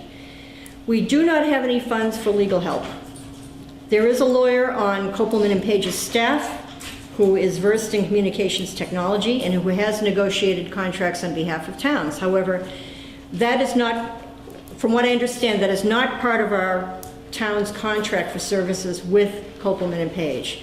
I'd have to investigate that to be sure, and maybe the select board can weigh in on that if they know, but I don't believe that is part of the contract for services. My memory, we've been dealing with this for 3 years. You had recommended not to use K&P, you wanted to use another attorney. I had recommended a second firm to look at, just to give us a choice. So have you whittled that down, or would you like us to pursue K&P? With that, well, I'm not prepared to say now simply because I have not yet talked to Mr. August or Mr. Epstein of the second firm that I talked to. I will get back to you, though, the minute I find out. We did an estimate some time ago of what legal services could cost, and Mr. Hewig of, I believe that's his name, of Copeland and Page, did send a explanation of the services he could provide, and they range anywhere from $5,000 for a simple review of the later stages of the contract, I believe, to a full service where he runs the whole show for $25,000. Lawyers are expensive. Lawyers who have specialties are expensive. You know, you could look at it, this is an investment in a contract that's going to last 10 years, and you might want to get the biggest bang for the buck, and it might be prudent to allocate some funds up front so that we have legal help, so that we're not coping with a company with deep pockets, which we are. That's all I can say, except that I do know the Cable Advisory is drawing up a warrant article for the fall town meeting, in which we will ask the town for some funds to go for that purpose. Mr. Taft. Verizon has cabling throughout the town for communications, and they are pushing their FiOS program. Does their existing cabling in town handle that FiOS network, or is it would require all new cabling throughout? And is FiOS viable for this community? FiOS is a special case. The research I've done indicates that Verizon, in a big way, was expanding its reach through eastern and parts of central Massachusetts, mainly in Worcester and in Fitchburg.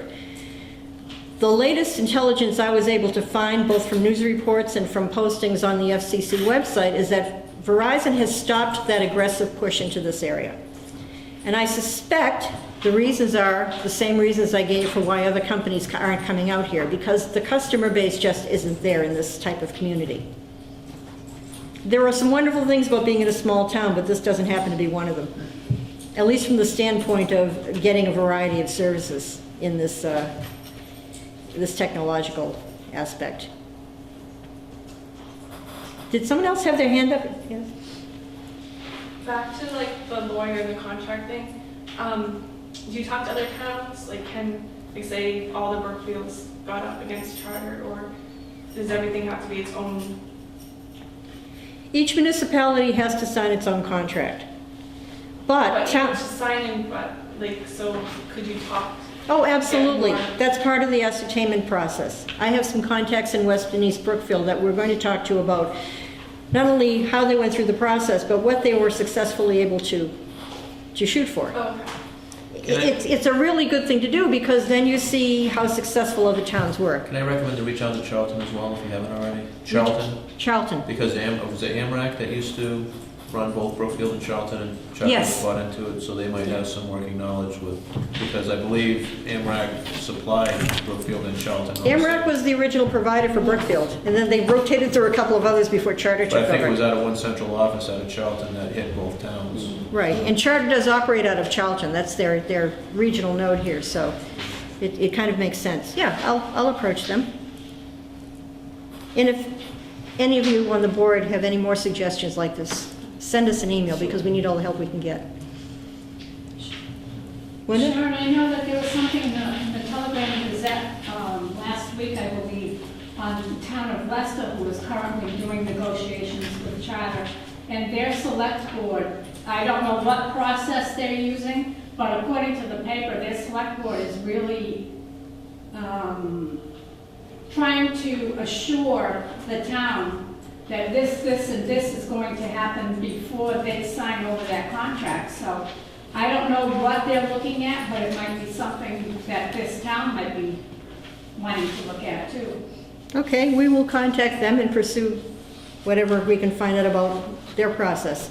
It's because each town negotiates with Charter separately, it's not a competitive type thing, so I don't see that we're going to run into any problems with this type of information sharing. And when are you meeting again? We're meeting at the end of October, tentatively the 23rd. We're waiting to hear back from 2 members about their schedules. You, sir. So, you talked a little bit about service in terms of customer service. Yes. Some of your response. How do we evaluate service in terms of, I'm watching TV for an hour and my channel just keeps dropping, it keeps going digitized, the audio is not in sync. To me, I think that's something to do with the infrastructure in town. It could be just my house. I don't know that, but I think going by your website thing, it's probably underreported. If I watch TV for an hour and it drops 3 times, as long as it came back at the end of the hour, I probably would report it. I think you're right. I think you're right. You know, people are inclined to not go to the trouble of issuing a complaint if it's an intermittent problem. But this is a good time if you want to register that type of observation to do so because of the nature of... I'll certainly go to the site and I'll register it for myself. Right. And I hope that anybody else has had the same problem does too. But how do we evaluate at any given period whether or not we're getting the service that we feel like we contract with? Well, I'm not a technician. I'm not a cable official, and I'm certainly not an electronics expert. My husband hooked up my television, so I can't even speak to how that works. But I think it's a common sense thing. If you don't feel you're getting your money's worth, if you're unhappy with the level of service you're getting, if you don't get the response from the customer service department at Charter when you call, if they take a lot of time getting back to you, or if they say they're going to show up and they don't, which is the classic cable guy joke. I think you could safely say you have a problem connected to customer service and you have a right to complain about it. I think it's a more technical problem, and I think we do have it in town, or at least I know I do. Right. But I'm one of those towns, one of those big long driveways, so it could be just my problem, but I kind of doubt it. No. Yeah. No, it's the same thing. Right. I don't think they've upgraded the infrastructure in town in a while. So we pay for the same service, the same HD channels, the same DVR service that other towns pay for. They probably charge us the same rate, but they haven't put in the new cable to support it. And then when I try to watch a football game in HD, it freezes up on me 3 times. Right. There's something I should add to the mix here that people may not know about. The state government used a federal grant to put a fiber optic trunk line right down Route 9. And all of the buildings in town, all the municipal buildings except the highway barn, are connected via fiber optic to that trunk line. Fiber optic is horrendously expensive, but there's an outside chance that we could get one of the remaining buildings in town that does not connect by fiber optic to get hooked up to that trunk line through Charter. That's the type of infrastructure thing we can improve. It's difficult when you're a customer to figure out where the problem is. That's Charter's job. And if they don't give you a satisfactory answer, again, you have an issue. You have a legitimate complaint. I should say, too, there are some large cities in the state who actually pay for an electronics consultant to come in and diagnose all of the infrastructure so that there's a third party telling the town, yes, this is good, or yes, this is substandard. Obviously, that costs big bucks. I don't think the town would pay for that. But I'm just throwing that out there. This is what some towns do to answer the very question you're asking about whether or not the lines, the equipment, the switching, the path to what's called Comcast Charter's head end, which is where everything happens, is up to par as far as current technology goes. We don't have that, unless somebody in town happens to be an expert in cable and wants to step forward and volunteer their services. I don't see that as likely to happen. But again, this is where the intelligence with other communities comes in. You know, companies tend to do the same thing the same way for a certain area. It may be when we talk to surrounding towns, they will have had some way of figuring that out, whether or not the technology is where it should be. And they'd share that information with us. Again, it's all part of the process. Mr. Taft? You mentioned that the charter put in the original cabling and hardware and all. Actually, no. And if I said that, I apologize. I didn't mean to choose. Charter normally, when they're the initial contractor, when they're the incumbent provider, and there's no other infrastructure in town, they will come in and do that. In Brookfield's case, there was AMREC, I think they're called. They had come in and put the initial wiring in. And that wiring was increased incrementally by the other companies that took over, Pegasus, I believe, being one of them. Mr. Heller would know more than I about that because he was here. Brookfield Cablevision was the first one, and then they were bought out by AMREC, that was bought out by Pegasus, bought out by Charter. Pegasus. But you said that Charter probably would not allow a new provider to utilize their existing lines. Well, they paid for them. Would you allow a competitor to come in and use your... Well, is that something that could be built into the next contract that says at the end of your 5 years or 10 years, the hardware, the wiring becomes available to, competitors? We could certainly ask, but I don't... I mean, that would make them maybe feel a little more compelled to give you a better service, so that wasn't a possibility. It's possible. We could certainly ask. I can't say how they would respond to that, and I can't say in real life how that would work. It may be that Charter's normal procedure in a case where they lose a contract and have to move out is to just take their ball and go home, to take everything with them. I honestly do not know the answer to that question, but it's certainly one that I'll research. Anybody else? Anybody in the back? I have another one. About a month ago or so, down at the library, they had a survey about different internet. What was that about? Because the lady said, I thought she said, we're using this now, and I thought she said we could all get it. But then I did the survey, and it wasn't like an actual company. It was like to see who has internet and who doesn't have internet or something. I don't know, it was confusing. Then I haven't come back to the library to ask her what she meant, so I wasn't sure if you know what she was talking about. I believe it has to do with the Mass Broadband Initiative, which is the thing the project I mentioned where they put the trunk line through. Okay. The library is part of a consortium that is using a certain provider for its internet service as part of this program. I don't think that has anything to do with Charter. No, I wasn't sure if that was a different option for internet, or is it only Main Street, or like could anyone in the town get that? Well, the trunk line that goes, I'm kind of digressing here because this really has nothing to do with Charter, but the trunk line is equivalent to a highway. Yeah. The service providers are the ones that provide the service. So the process that they're going through right now is trying to decide, I believe, who would provide the service, not put in any lines. I'm sorry if I can't be more specific than that. Speaking of that, there is one more thing. Part of the ascertainment process is to find out if there's anybody in town who doesn't have cable because there's no lines going down their street. And I know of at least one person who approached me recently and said, I went to Charter because I wanted to sign up for service, and I was told I had to pay to put the lines to my house because they were not extended fully up the street.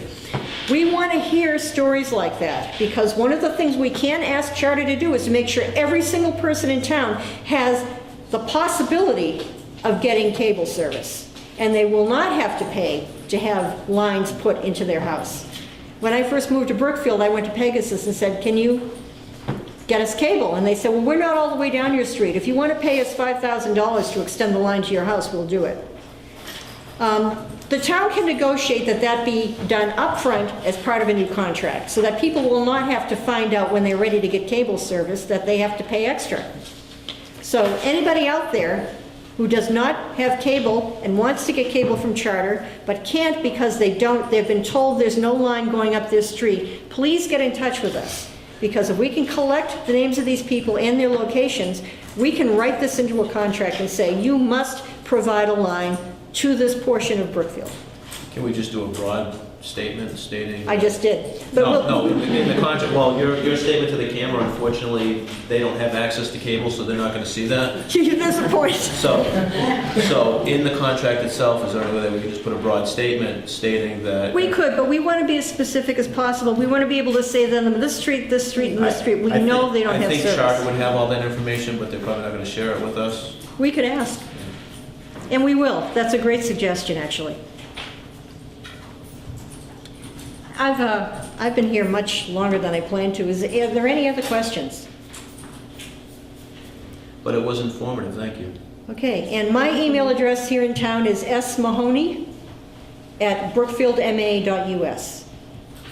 And if you have any questions about any aspect of this process, or any aspect of Charter's business with us, or any aspect of cable access or cable advisory, please send them to me. Mr. Holcraft, yes, good thing I spotted you. After all this is being said and done, are we going to get cheaper rates? That's what I want to know. I kind of answered that at the beginning. We're not allowed to negotiate rates, unfortunately. However, you're free to comment on that, and I can get you the state and federal addresses so you can, go to the power brokers who actually do decide this stuff and talk directly to them. But unfortunately, we're not allowed to negotiate that. It's out of our hands. You gave me the answer I was expecting. Thank you. So I'll entertain a motion to adjourn the public hearing. So moved. I'll second that. All in favor? Aye. Thank you, Thank you. Thank you, Kim. Thank you all for your patience.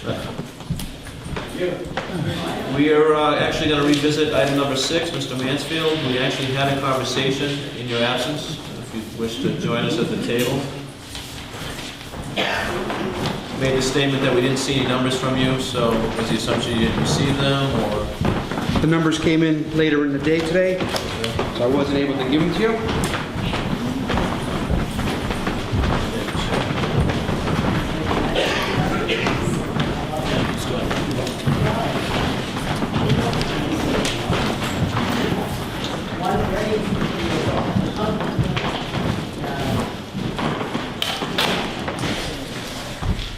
All right.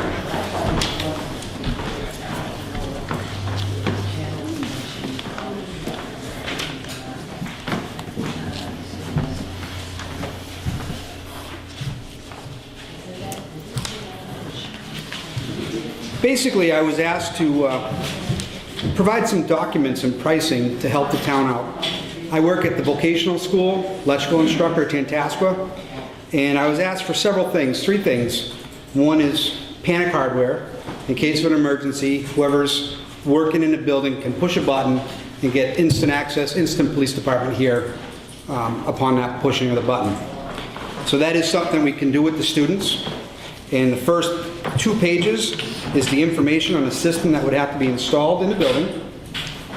And it's an expandable system that you can increase from just the panic buttons that we're looking at for the desk areas to a full occupancy sensor, window door contact system in the future. So we start small, but it's expandable very easily. And there's certain areas of the building that you might want to put in occupancy sensors immediately, second floor area that people really shouldn't be in, and basement areas that people shouldn't be in, just to help the building some. So the first 2 pages are basically the control panel and parts and pieces that we're going to be using. The 3rd page is basically my cost, and when I say mine, I mean the school's cost for the materials that we need for the system itself, not including hardwiring systems that we're going to need. Even though the push buttons are going to be wireless, the rest of the system has to be hardwired in. So it's about $800 for the system that's expandable, and that's going to come with the keypad, and that's going to come with the basic system. And then if you look down at the bottom of that list, not included in the $800 price is door contacts for like an overhead door at the bottom, the panic switches themselves, door contacts for a regular interior-exterior door, and motion sensors. So there's different prices. Depending on if we decide to put 2 or 3 motions in, you know that they're going to be $36 a piece. Now the school's not charging the town anything extra for materials or labor cost. So a project like this, which is an $800 material cost, to sub it out to an electrical contractor, you'd be in the $4,000 to $5,000 range by the time they install it, set everything up, and go for it. So we're looking at $800 your cost to the town, to the taxpayers. We're saving you guys that much money, depending on what you put in, how elaborate you make it. So that's the first setup. Well, before we move forward, Scott, Yep. monitoring of this, we had the discussion yesterday that you wanted this system monitored. Yes, this system would have to be a monitored system in order for it to be responsive to the police department. So in order for you to be able to have a push button at a secretary's desk or at the selectman's desk or whatever, you'd have to have that system monitored just like a regular security system or fire alarm system. And that fee is going to be $20 a month. Give or take, he said. We said a little bit less for a municipality. One more time, how much again? About $20. Yep. And who's that with? And that is with Well Design out of Wilbraham, Mass. And they're one of the largest monitoring companies in this area, very reputable. I've used them myself for hundreds of projects. So the call would go out to their center, and Yep. then they would notify They would dispatch or whatever they would have the local police department or state police department number, but they would also have a local representative that they would call, whoever you designate as a representative for the town. So the police department would get the first call, and then the representative would get a second call. All right, so we talked about what, 1, 2, 3, 4, 5, 6, 7, 8, 10 desks? 10 of them is what we originally talked about. So 10 add the 22. So it's $220 on top of the 8, so you're at about $1,000. And I would suggest putting in a couple motion sensors in this building. And you realize that the town can't pay tax? Correct. Is there? Tax money. Yeah, that would be tax exempt because we're buying it through the town, through the school anyways. All right, any questions? We would just need the tax exempt numbers. Any questions on the first proposal? Nope. The second would be the key swipe. Yeah, second one is a key swipe. Basically, what we want is we want the availability for everybody to be able to enter and exit the building free will. But instead of using keys that can get lost, you have a key swipe. Basically, it's just like a credit card. You start with one particular door.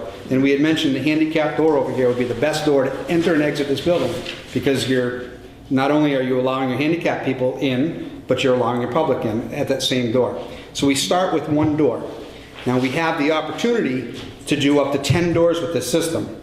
And we also have the opportunity to do it remotely, so you could have other buildings, fire department and other buildings. We would need another reader on it, but it's expandable with other modules. So we could do the new police station when it comes in, we could do the fire station, we could do the library, whatever buildings you wanted to do with other modules.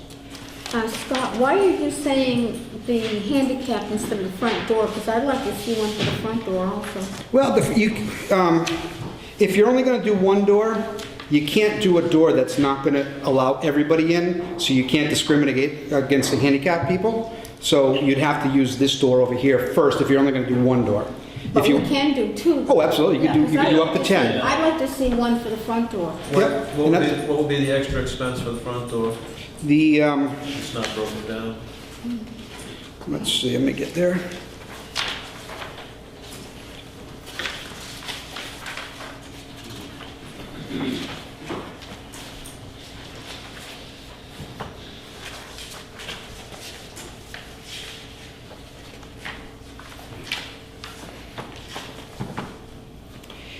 The most expensive parts of this is buying the system itself. The door feature is going to be about $300 for this one door. So it's going to be about $300 per door plus the wiring, which is going to be free. So it's about $300 for the operating system per door. The cost that you're paying for here, unfortunately, is the software and the mechanical portion of it, and then you have to pay for a card reader, and you have to make a card programmer. And then once you get that programmer into town, you can use it for all the buildings. You won't have to buy that again. And you get 100 cards with that setup. So it'll be about $300 per door to do an additional door. So Linda, you're looking around 3,700 with the additional door. Yep. Plus we'd have some additional traffic materials, some wiring that we have to do through the school. So you probably have an additional $600 to $700 in miscellaneous materials on that one. I'd like to see it on both doors. And that's a possibility. I have no problem. We have no problem doing that. All right, and then the cameras? And the last one is a camera setup. Again, the way I worded it, and the way I suggested it to the town, is put an expandable system in. This system is capable of doing 8 cameras off of it, and you really only need 4 to 5 cameras for this building to protect it the way you really want to protect it. But having the ability to do 8 would go over and above. So this system is a basic system. It's approximately $1,300. It includes the camera, the DVR setup. It has a software program that ties to your laptop or your computer system here, so it can be remotely operated and viewed by whoever you, again, assign as your operator or person in charge of your security system. Scott, I don't have that $1,300 figure somewhere. It's the very last page. It's right at the top, man. Very last page. Option 1 and option 2. Yeah, option 1 is this pre-package. Oh, okay, got it. And then option 2 would be buying, this package is a very good system, but it's not the best system. So option 2 would be just a better component breakdown, and it's just a little bit, it's right around the same price, basically. But you don't get all 8 cameras, you're only getting 1 with this setup. And each camera's $100? So each camera's $100. So if you bought 1, 2, or 3 cameras for now, still get things set up and working, and then you purchase your 2, 3, 4 later on. So that other system's just a little bit better, but the 8 camera system, in my opinion, will work perfectly for More this. than adequate. Oh yeah, absolutely. So is option 2 above and beyond 1,300, or? Option 2 will be above and beyond 1,300. It'll be about 1,300 with 1 camera. That's your setup. Well, option 2, all those numbers come up to $944 approximately, which is less than the 13. Yeah, which is less, but remember, it's only 1 camera. Okay. That's right, not the 8 camera setup. And this is in the 1,270, I mean, almost 1,300, that's for 8 cameras. Correct. Yeah, it's an 8 camera package. All right. And each camera is what, Scott? I'm sorry? How much is each camera, 100 or? In this here, it's $100, yep. Is it the 100 or 120? These are, the 120 are different types of cameras. Those are vandal-proof ones that would go outside. So if you want to put external cameras outside, somebody mentioned possibility of putting some in this back section or the side section over here where that external door is. So this breakdown really isn't realistic? Because we wouldn't use that Phantom camera outside. Yeah, that's just an example for you to, if you decide which. So the system would be $504 and then each camera above and beyond? Correct. All right, so you're recommending what, The 8 5 package. cameras? Yeah, I'd recommend you do the 8 package. And unless, of course, you want to put cameras outside, we can swap out one of the 8 cameras with a different camera that is rated for outside, and that's about $120. So I still think you should just go with the package. But you're saying if we did the 504 package with 5 cameras, that'd be $1,000, and it'd be a better system, still expandable. Still expandable. Versus the 1,300, but we get 8 cameras. Yes. So you're losing 3 cameras. But they're better cameras. But they're better cameras. And it's almost $300 cheaper because of the lack of 3 cameras. Yep. I don't know about you guys, but it makes sense to me to go with better. If he's making the argument that it's a better product, then we only need 5 cameras and it's still expendable, it's the same price if we bought 3 more cameras. And they're all ultraviolet at night and stuff like that. Infrared, yep. Infrared, I'm sorry. Yep. Yeah, they all have night vision. The other ones have a little bit better night vision. I think option 2 would be the most to go with. So, like I said, it's, to do the camera system as an external company, a subcontractor coming in here, you're still talking $7,000 to $8,000 Right. for this camera system. And then the card access system, you're probably talking closer, for one door, closer to $7,000 or $8,000. So having the school do it, which we can do it for you guys, no problem, you'd save a ton of cash for the townspeople, and the building would be really secure. And now the other things too is we can expand the burglar system to contain fire alarm components. So we could put in heat detectors and things like that with the wood structure. So it's just more options for the future.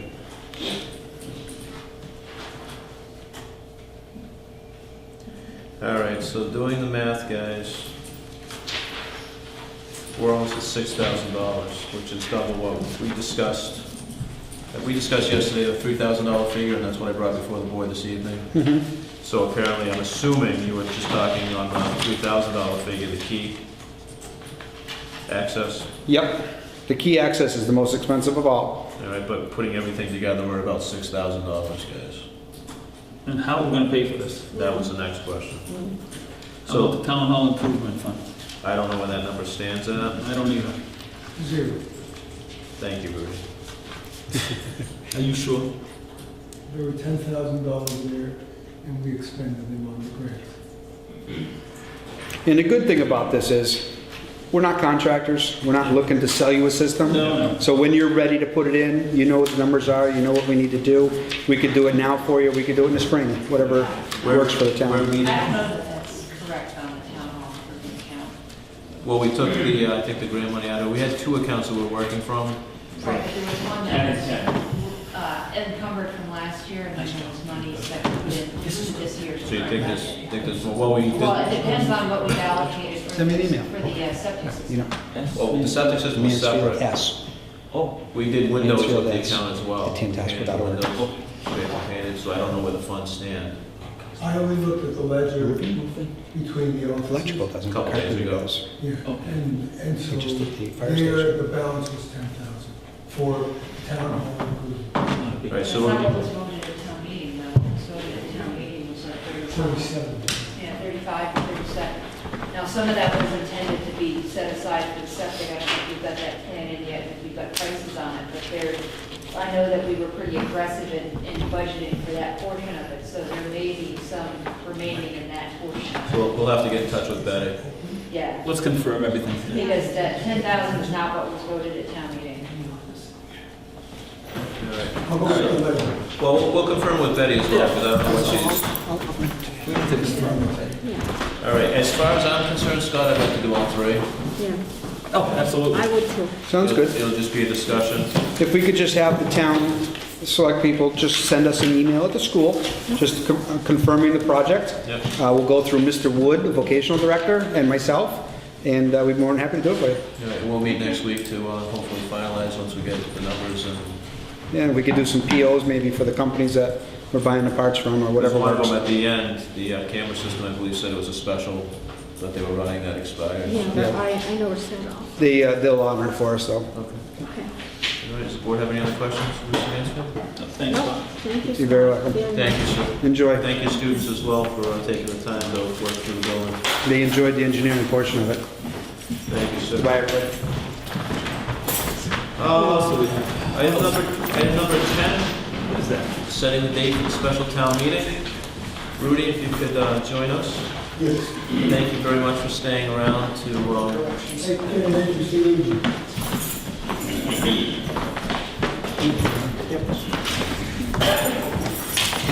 Now, we've had several discussions and we have allocated money and the applications have been sent out for the grant for the geothermal. Just a brief background for this board. The building committee did meet yesterday.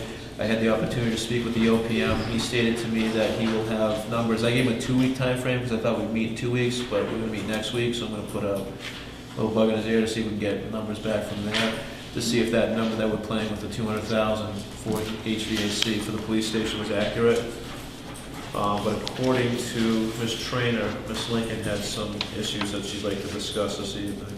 Well, it just seems to me, Mr. Heller, that you kind of be very pushy about this and trying to get this in without, getting it properly vented, really throughout the whole town and trying to get a town meeting in here. I think we should have some really people that are, I say that are real experts, or you consider yourself an expert on. Not at all. And, I think we should have somebody that really knows more about this system, and I think that we should have a hearing and a question and answer period on it instead of doing it at a town meeting. Well, I'm not one to defend Mr. Heller 100% of the time. I think people know that, but I don't see Mr. Heller as being pushy on this. There was time constraints, and that time constraint was today for the filing of the grant. He was very upfront with that. We've had this discussion 3 times.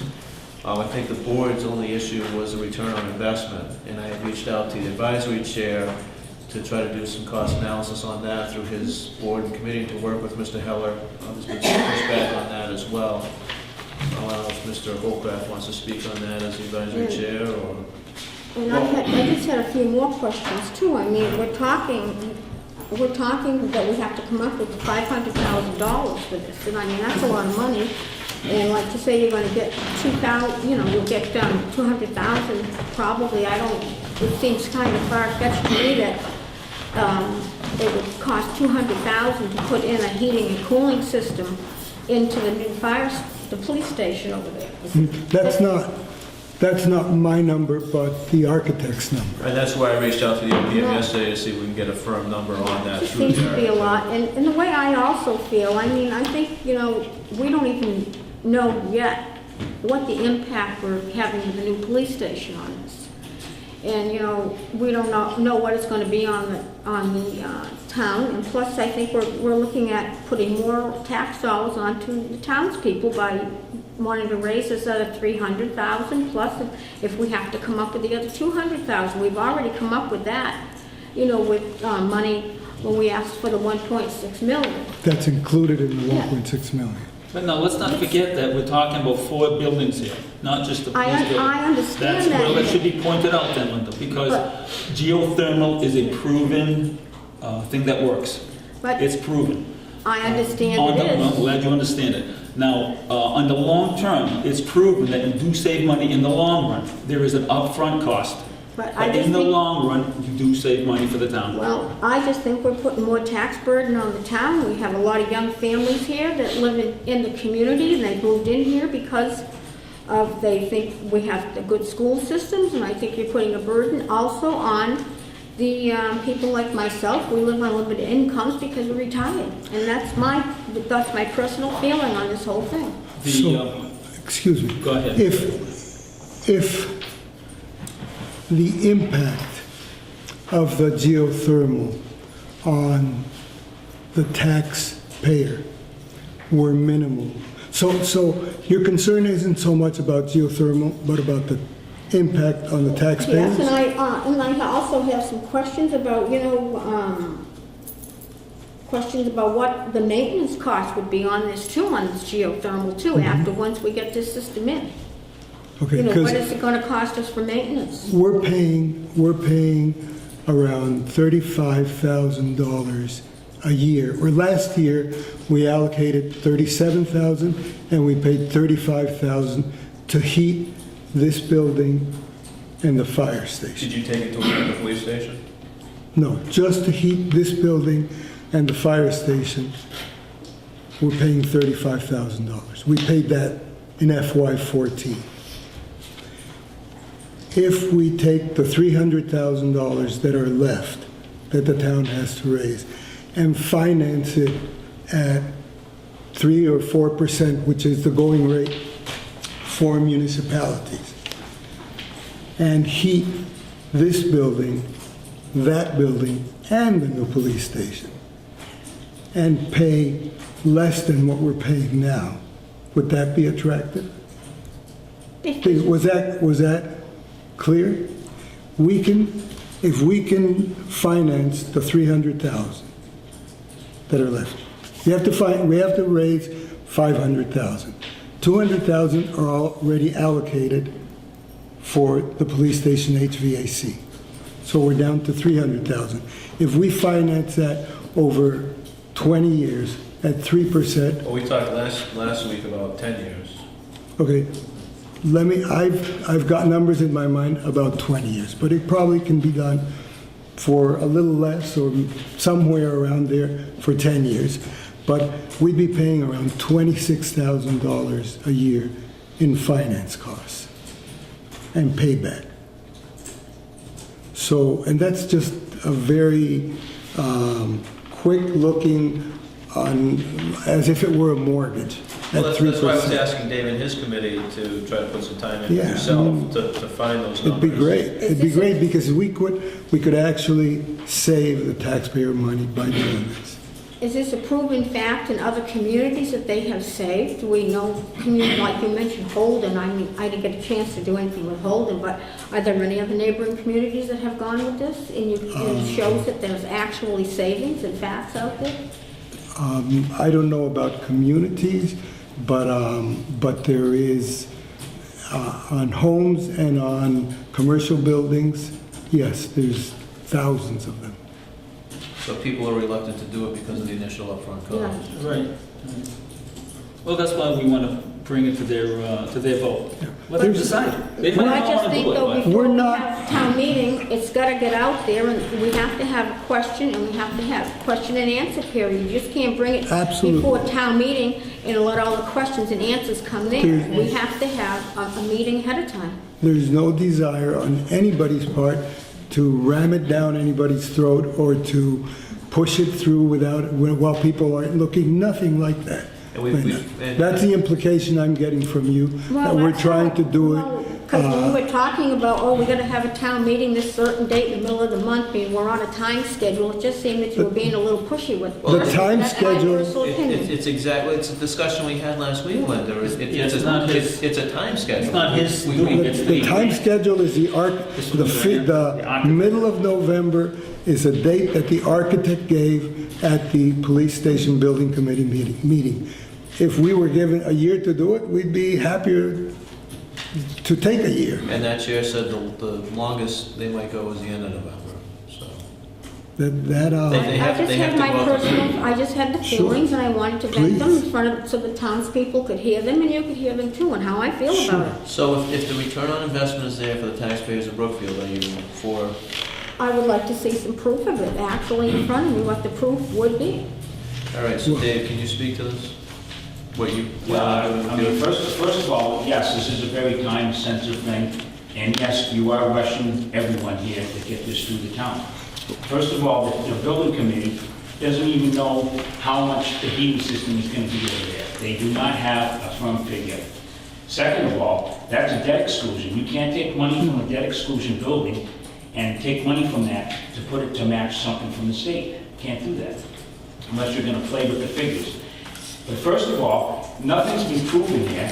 Everything is in the air. I mean, this Thursday, we're going to discuss it at the advisory board. But I mean, yeah, you are rushing this, and this is a big to-do. And I've been doing a lot of research. They say it's very good for homes, but they say it's not that good for big buildings. I just noticed in the feasibility here, I just thumbed through it here, it doesn't look like a very big site for the tubes out back. And you also got to keep in mind, you're going to put a septic system out there right next to it. They don't have to be horizontal. They're going straight down. They can be vertical. Yeah, I understand that. And we don't even know if this really is going to work in the long term. I mean, and also you're going to, how much is this going to impact our tax bills? We don't know that either. That's another question we have to find out.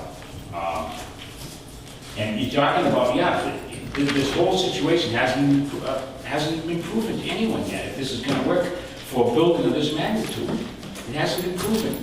And you're all rushing over, so we have to get a special town meeting. We don't even have any answers yet. And your state grant hasn't even been approved yet. That's correct. It hasn't even been approved, and you already want to set a special town meeting. What if the grant doesn't get approved? I'm speaking right now, Beth. Don't interrupt me, thank you. The state grant that you're applying for hasn't even been approved. That's correct. And when is that going to be approved? When? Oh, you're asking, Yeah. in my turn now? When do you think that will be approved? we're asking the state to please approve it by the middle of November. But we're gonna have to have a town meeting set up then. We might not have answers by then. This is what I mean, it's you're jamming this down, you want us to find this and that out. We don't have much time to research. Well, the time constraint is the architect. And Right, because if they don't have their plans done, minimal by November Can't go out to 15th, bid. to go out to bid. They said they might stretch it to the end of the November. The chair said that. I don't know what the board decided. Beth? Sorry. The only thing I was going to say is that, this is my understanding, because I happen to be at both of the meetings so far that Mr. Heller was presenting on. They asked for and received the funds to at least get to the next stage and find out if we're eligible for this grant or not. Okay? We also met on Friday and had more discussion with the actual chair of the building committee. Okay, So- great. And I missed that piece of it, but historically speaking, we generally have a fall town meeting sometime late October, early November, correct? Okay, so I don't think anybody's saying to call like a special town meeting Well, around this there was topic. really nothing on the radar to have a meeting, so. And the discussion that Rudy and I had a couple weeks ago, that there was no need to have this meeting, he just reiterated it, that we didn't have to have the meeting until the annual, but the time constraint is that architect. Right, so it seems to me that it's not so much that Mr. Heller's trying to like jam a special town meeting down our throats, it's just alerts to the fact that if we want this to fit the timeline necessary for the police station, that we ought to consider it for the And that's the town meeting. purpose, and that's the purpose of this grant, is that building. Right, and I wholeheartedly agree with Ms. Lincoln that we need more information, probably prior to the town meeting in some sort of public meeting forum. But, you know, it's not quite October yet. We have some time to get some of the answers to Mr. Holcraft's questions, to get some of the answers for Ms. Lincoln's questions, and to put something more formal out there, because I think this has been looked into for a couple of years. It's just gotten accelerated by our need for the timeline for the police So station. there's been some pushback with my desire for Mr. Holcraft and his committee, your committee, to work on this from two members that I've seen via email. Are you opposed to working on some of this information with Mr. Heller and the committee? So, I think the pushback has been that it's somewhat outside the charge of the finance committee or the advisory. And I would disagree 100% for the simple fact that this is going to be an article on a warrant. Right, okay. Who has been the group working thus far on this project? Members of the group, Mr. Scanlon is our consultant, Mr. Taft, Mr. Rowan, Ms. Grabowski, myself, Mr. Campbell. So would it make sense, can we have that group, and if you want any support personally in that group, because I don't want to speak for the advisory committee, if you need some help with the financials, I would personally be willing to help put together a package Sure. to bring back to this forum if we don't want to take that on as an advisory committee. Because I think it's more appropriate for the team that put the presentation together to also put the financials together and bring those specific answers back to the select board and to the advisory committee along with the warrant article, because then you're bringing the information forward in support of the warrant article. Would that make sense? That makes a lot of sense. We'd love to have any assistance from any townspeople to assist us in making the case for this. It's not my project, it's the town of Brookfield's project. No, I understand it. So any assistance we can get, any questions that we can be asked, and any questions that we can get answers for are more than welcome. Because the challenge right now is that the advisory committee has a pretty big pile of work ahead of us, especially once we get some of the financial documents and information that we've been asking for, and very specific to the charter, creating the budget. So I very much understand why some of the members of our committee don't want to try to do the analysis for this up front. I think that the questions Mr. Holcraft brought forward, that Ms. Lincoln brought forward, need to go back to you and the people that have been working on this. If you need any help with the financials, and we need financial information. Absolutely. Then perhaps the selectmen can get it from the town if there's some like historic cost information that you need from the accountants and stuff. And then bring that package forward maybe in a couple of weeks back to both bodies. So that we're can I make a talking recommendation that you already have a meeting scheduled, correct? Thursday. Can you you with your group, meet with them? Yeah, he is, he said 7:15. But we'll bring a couple representatives as well to probably delegate some tasks. I will be happy to ask them. They've I didn't know there was a given me the I didn't know there was an chore. organized group that's actually working towards this. Oh, sure. We've been meeting, we've been getting together. We hired, with your approval and your vote, unanimous vote, we hired a consultant. This group hired a consultant with Mr. Scanlon's help, paid for it through town funds that you three approved. We did a feasibility study because first we had to see if there's enough space to do it, to see if the buildings are close enough together to do it. All that was studied in the feasibility study. Mr. Holcraft has a copy of that. Ms. Coughlin has a copy of that. Ms. Pecor, Mrs. Brogan, all of them have copies of that with all the appendices. The three of you, I think I've mailed them to the three of you, I'm not sure. But I know that Linda has a copy of it. Sure, I'll be happy to come, and if I can get the others to come, I'll get them to come as well. I'll just understand you might not have the financial question answered Certainly. yet, but at least you can take those questions back Sure. and we can try to get answers. And questions of when they're going to approve. David, I don't know. We've given them a date by which time we need to know. State agency, like you said at the last meeting. Whether they respond or not, Right. I mean, I can't define that. We have submitted the grant, and there was an expenditure of $10,000 to submit that grant. If the board, which I believe voted very consciously, unanimously, to send this grant in, if we write them tomorrow, we delivered it today by the deadline. If we write them tomorrow and we say, we don't want to do this, we want to stay back in the Stone Age and continue using fossil fuels forever.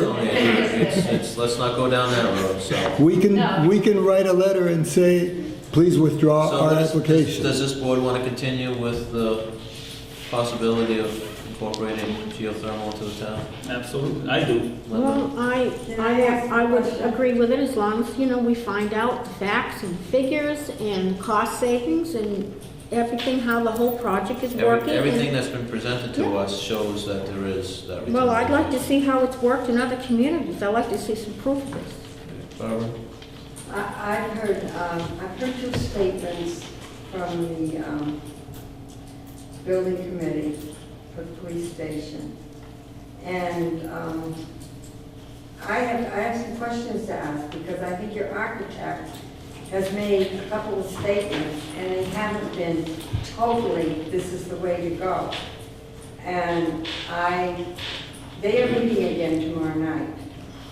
And if we're having our meeting on Thursday, I would like to see somebody from that building committee to come in and explain just where they're at and why they're thinking that we should go this way or we should not go I think the this best way. person, if you could invite Mr. Simpson as a chair of that. Yeah. I want to clarify that I'm not part of the police station building committee. I know that. I had I'm no- just saying I think they should be. I had no input whatsoever on the selection of the architect. The only time that I've seen the architect was at a police station building committee meeting last week. I've never seen him before or after. The only words that he and I have exchanged were right there in front of the committee. I tell you the truth, I don't even know his name. I'm not even connecting you to the So- building community whatsoever. I'm just saying that I am hearing that there are two opinions here. And I'm also hearing some other things about this whole system that is being brought forth. This is a lot of money. Well, Mr. Simpson shed some light on that discussion on Friday. He happened to be in the area, so I would ask if you guys could reach out to Mr. Simpson, possibly meet with him Thursday as well as a representative. See, Mr. Hella, They got you have our approval. I'm gonna be speaking Now, you with should be them, working with the building Friday. committee, the police building committee a little bit more Well, closely. we have to. You have to. We have to. I mean, in order, the building committee, as was explained to me by one of the members, Kermit, the building committee expects to have the bid documents have to be ready by January. They want to put out the bid in January, give builders 1 or 2 months to bid, so that they can break ground by the end of March and have a move-in date of the end of August. It's about right, yeah. That's very aggressive. Our consultant has said that they can match that schedule. The only way to get them to match that schedule is if we give them the go-ahead. If the town does not give them the go-ahead, and we wait till May to present this at the annual town meeting, we won't match the move-in date of the building. So this is all driven by the police station and the deadlines for requesting the grant. If we don't want the grant, we can pay for it all ourselves, and that's $1 million, as opposed to... That possibility wouldn't be on the table. If the grant wasn't there, we wouldn't be having this We wouldn't even be talking If the about it. police station wasn't a possibility, we wouldn't be having this discussion either. Again, Rudy, Perhaps you not. have our blessing to continue. You and the police building. That's how I committee. read it, That's in. with a 3-0 So vote. there should be a lot of communication between your group and the police. Do you have any other questions for all the individuals? Not at the moment. All right, so we're gonna hold off on the special town discussion meeting until next week. Can I bring up one topic, even though I know I missed the public section, I promise to be quick. Yeah. If you're done. I'm done. Thank you for your... Rudy.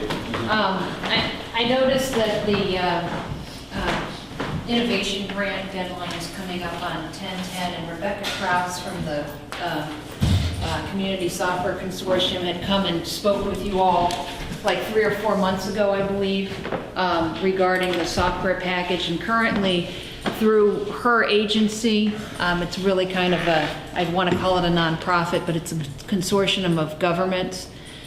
We get our assessor and tax collector software, and our expenses with Vadar have continued to rise. And I know that you all had looked at one point at potentially moving the assessors and the treasurers over to Vadar, which would cost us something like a $20,000 implementation. One of the things that's a challenge for our financial team is the fact that they're all in different softwares. Okay, our tax collector and assessor is in a different system than the accountant and the treasurer.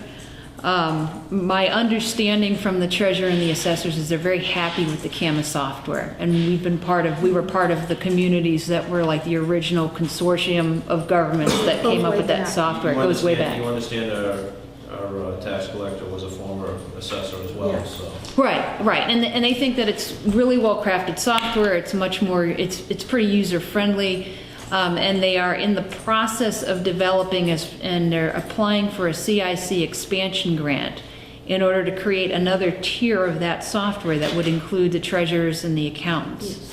Okay. I knew that, yeah. Yeah, and she came and spoke with you a while back. The deadline is 10/10, so this was just something she drafted up real quick for me to bring to you for some details. It has the potential to save us up to $5,000 to $6,000 a year based on our current costs with Vadar, because we pretty much, if we get in on this grant, our training and installation costs, once they've finished developing the software with the improvements that are listed on that sheet, would get covered by the grant. Okay, and then similar to the current agreement we have for the assessor and tax collector software, you're part of a group of communities that actually set your own fees for that software to be maintained going forward. Okay, so you actually kind of get a vote on how much our accounting and treasurer software would cost us going forward. So instead of struggling against market rate and the price competition between some bigger companies, this is kind of like homegrown software that's managed by the communities and by this nonprofit that's creating it for the benefit of the communities. We don't have to put any money up because this is part of an innovation grant. But if you all were willing tonight to authorize perhaps the chairman to sign a letter of support saying that we would like to be one of the fielding communities for this software if the grant is approved, it would put us on a road to saving some money on our software and actually being able to have our tax collector, assessor, treasurer, and accountant all in one system. Have you had a discussion with the treasurer? I have not. That's why I was hoping that you all would vote to kind of give you the purview, because I don't think you have a meeting before the deadline for the grant. This information came to me like in the last 24 hours. When's the deadline? The 10/10. We are meeting next week. Oh, okay. Next Tuesday. I apologize. I didn't know that you were meeting next week. So how much is the grant for? They haven't decided 100% how much to ask for. It's probably going to be about $150,000. That number might go up based on our participation, because it's going to take some additional money to. And it's not going to cost us? The software installation and training to get onto the system will not cost us anything. But what you said right here, amount of request is $150,000. That's the grant. That's what they're requesting from the state for all 6 communities. Is there an upfront application fee? No, this is a CIC innovation grant. So there's no matching funds. This is one of those 100% funded. It's like the co-op that was done with the highway department where we had zero match, zero anything. This is an innovation grant where communities get together and say, hey, this is how we're going to become more efficient and have, better financial controls and get us all on one software. So Linda, can you reach out to the treasurer and accountant to see what they feel about this? Bring it back to the board next week. For Nice idea. But the thing is, though, I mean, we've already spent the money out in the VADAR system, so we're. But by the time it's a year-to-year contract. By the time this would be implemented, it would be a non-issue. Right. So it probably wouldn't be available until probably sometime in 2015, 2016. So it's not, and we would be. We would be in control over when we would transition to the software. It's some of it, the core fundamentals of it, and so if the treasurer wanted to reach out, I can find out. I think it's the town of Hanover provided the kernel of the accounting and treasurer system, but they have like a finance advisory committee that is talking to them about the features that they want to see. So what it would allow us to do is get a voice on what we want to see in that software as it's developed. Most of the money is for doing the programming, and then there will be money allocated for installation and training in the towns, and it will all be covered by the grant. So. Okay, so the town of Hanover, you're saying, has the module? Yes, they do. It's their software that's going to get upgraded to make it more user-friendly for other communities. So we could get some information from them? We absolutely could, yes. Any other questions? No, I don't think so. Thank you, ma'am. Thank you. Under other, based on Ms. Lincoln's desire to want to fix the hallway furnace, we called in for a free estimate. Received a service call, was it yesterday or today? Oh, I'm sorry, it came out. Did you want the numbers for that? Not yet, no. We'll deal with it next week, thank you. To fix the shaft and replace some bearings and whatnot, plus a tune-up, it's coming in at a cost of $863. So, taking under advisement now, and probably deal with it once we find out where our finances are for town hall improvements, and find, a real desire to fix that or not.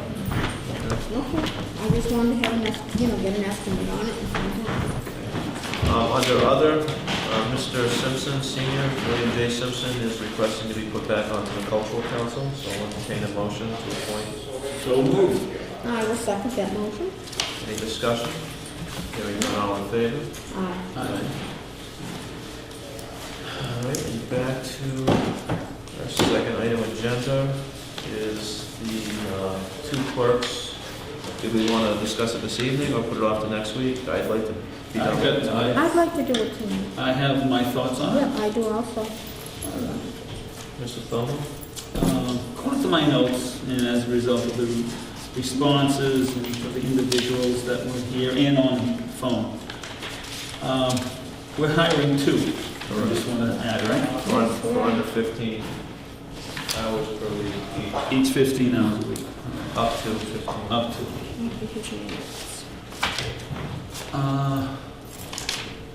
Well, I've got three of them one of them with 2 stars, 2 of them with 1 star. And the one with 2 stars is Krista Virchow. Is that how you pronounce her name? Yeah, well, close enough. I'm recommending her. All right, she's one of my 3. Yeah, she's one of my 3 also. So I make a motion to... No, let's do both. You want to do both? Yeah.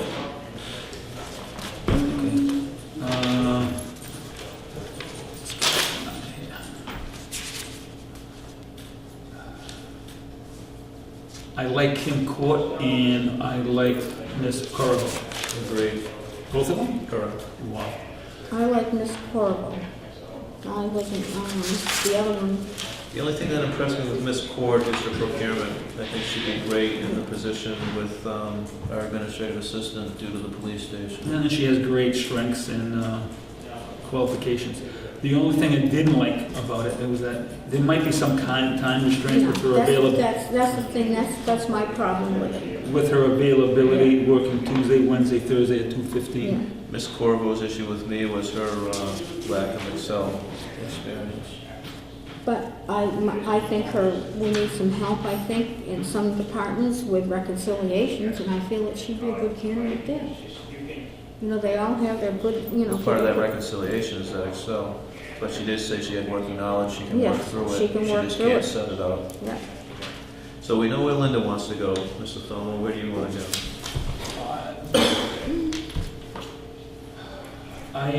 I'm a little concerned with the availability of Miss Court. That's the only thing.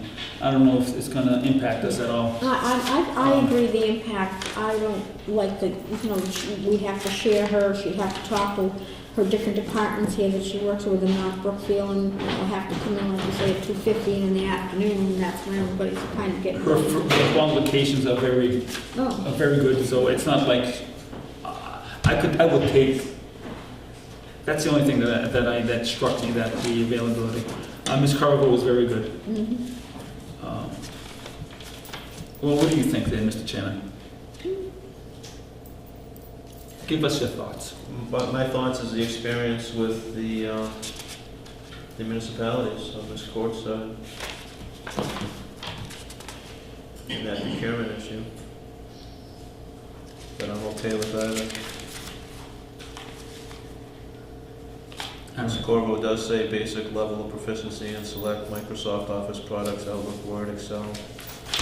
I'm gonna make a decision. I'm gonna go with Ms. Carvo.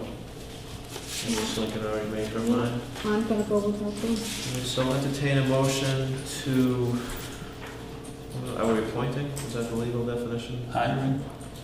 Of hiring Ms. Corvo and Ms. Virchow, starting Monday. Do we need a date? Monday, October 6th. So move, sir. Wait a minute. For the amount of $12 per hour, both. Yeah. Based on a successful query And then application and a 3-month probationary period. So moved. I'll second that. Through discussion, where do we want these individuals to work, or do we just want to work through the Board of Selectmen to place them where needed? I think we should work through us. We should, yeah. Yeah, we should. And work with the through it. department heads involved. My desire, just so it's not lost, and I'll be pushing for this if it is lost, that each department, such as the tax collector, the treasurer, and the administrative assistant, get their own clerks from now on. That's my desire moving forward. I agree, I feel the same way as you do. Any further discussion? Hearing none, all in favor? Aye. Aye. Karen, can you just reach out to both individuals, preferably tonight if you have time? I will, yeah. Well, they're not sleeping by the time we get out of here. Or via email. I'm gonna be done sleeping. Now,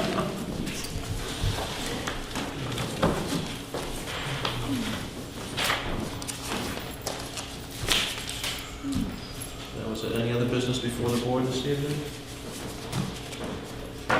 Hearing none, I will entertain a motion to enter into executive session number 3. Number 6. Number 3, to discuss strategy with respect to collective bargaining or litigation if an open meeting may have a detrimental effect on the bargaining or litigating position of the public body, and the chair so declares. So moved. With the desire to enter into open session for the sole purpose of adjournment. So move. All right. Lincoln, aye. Don't know why. Thank you, everyone.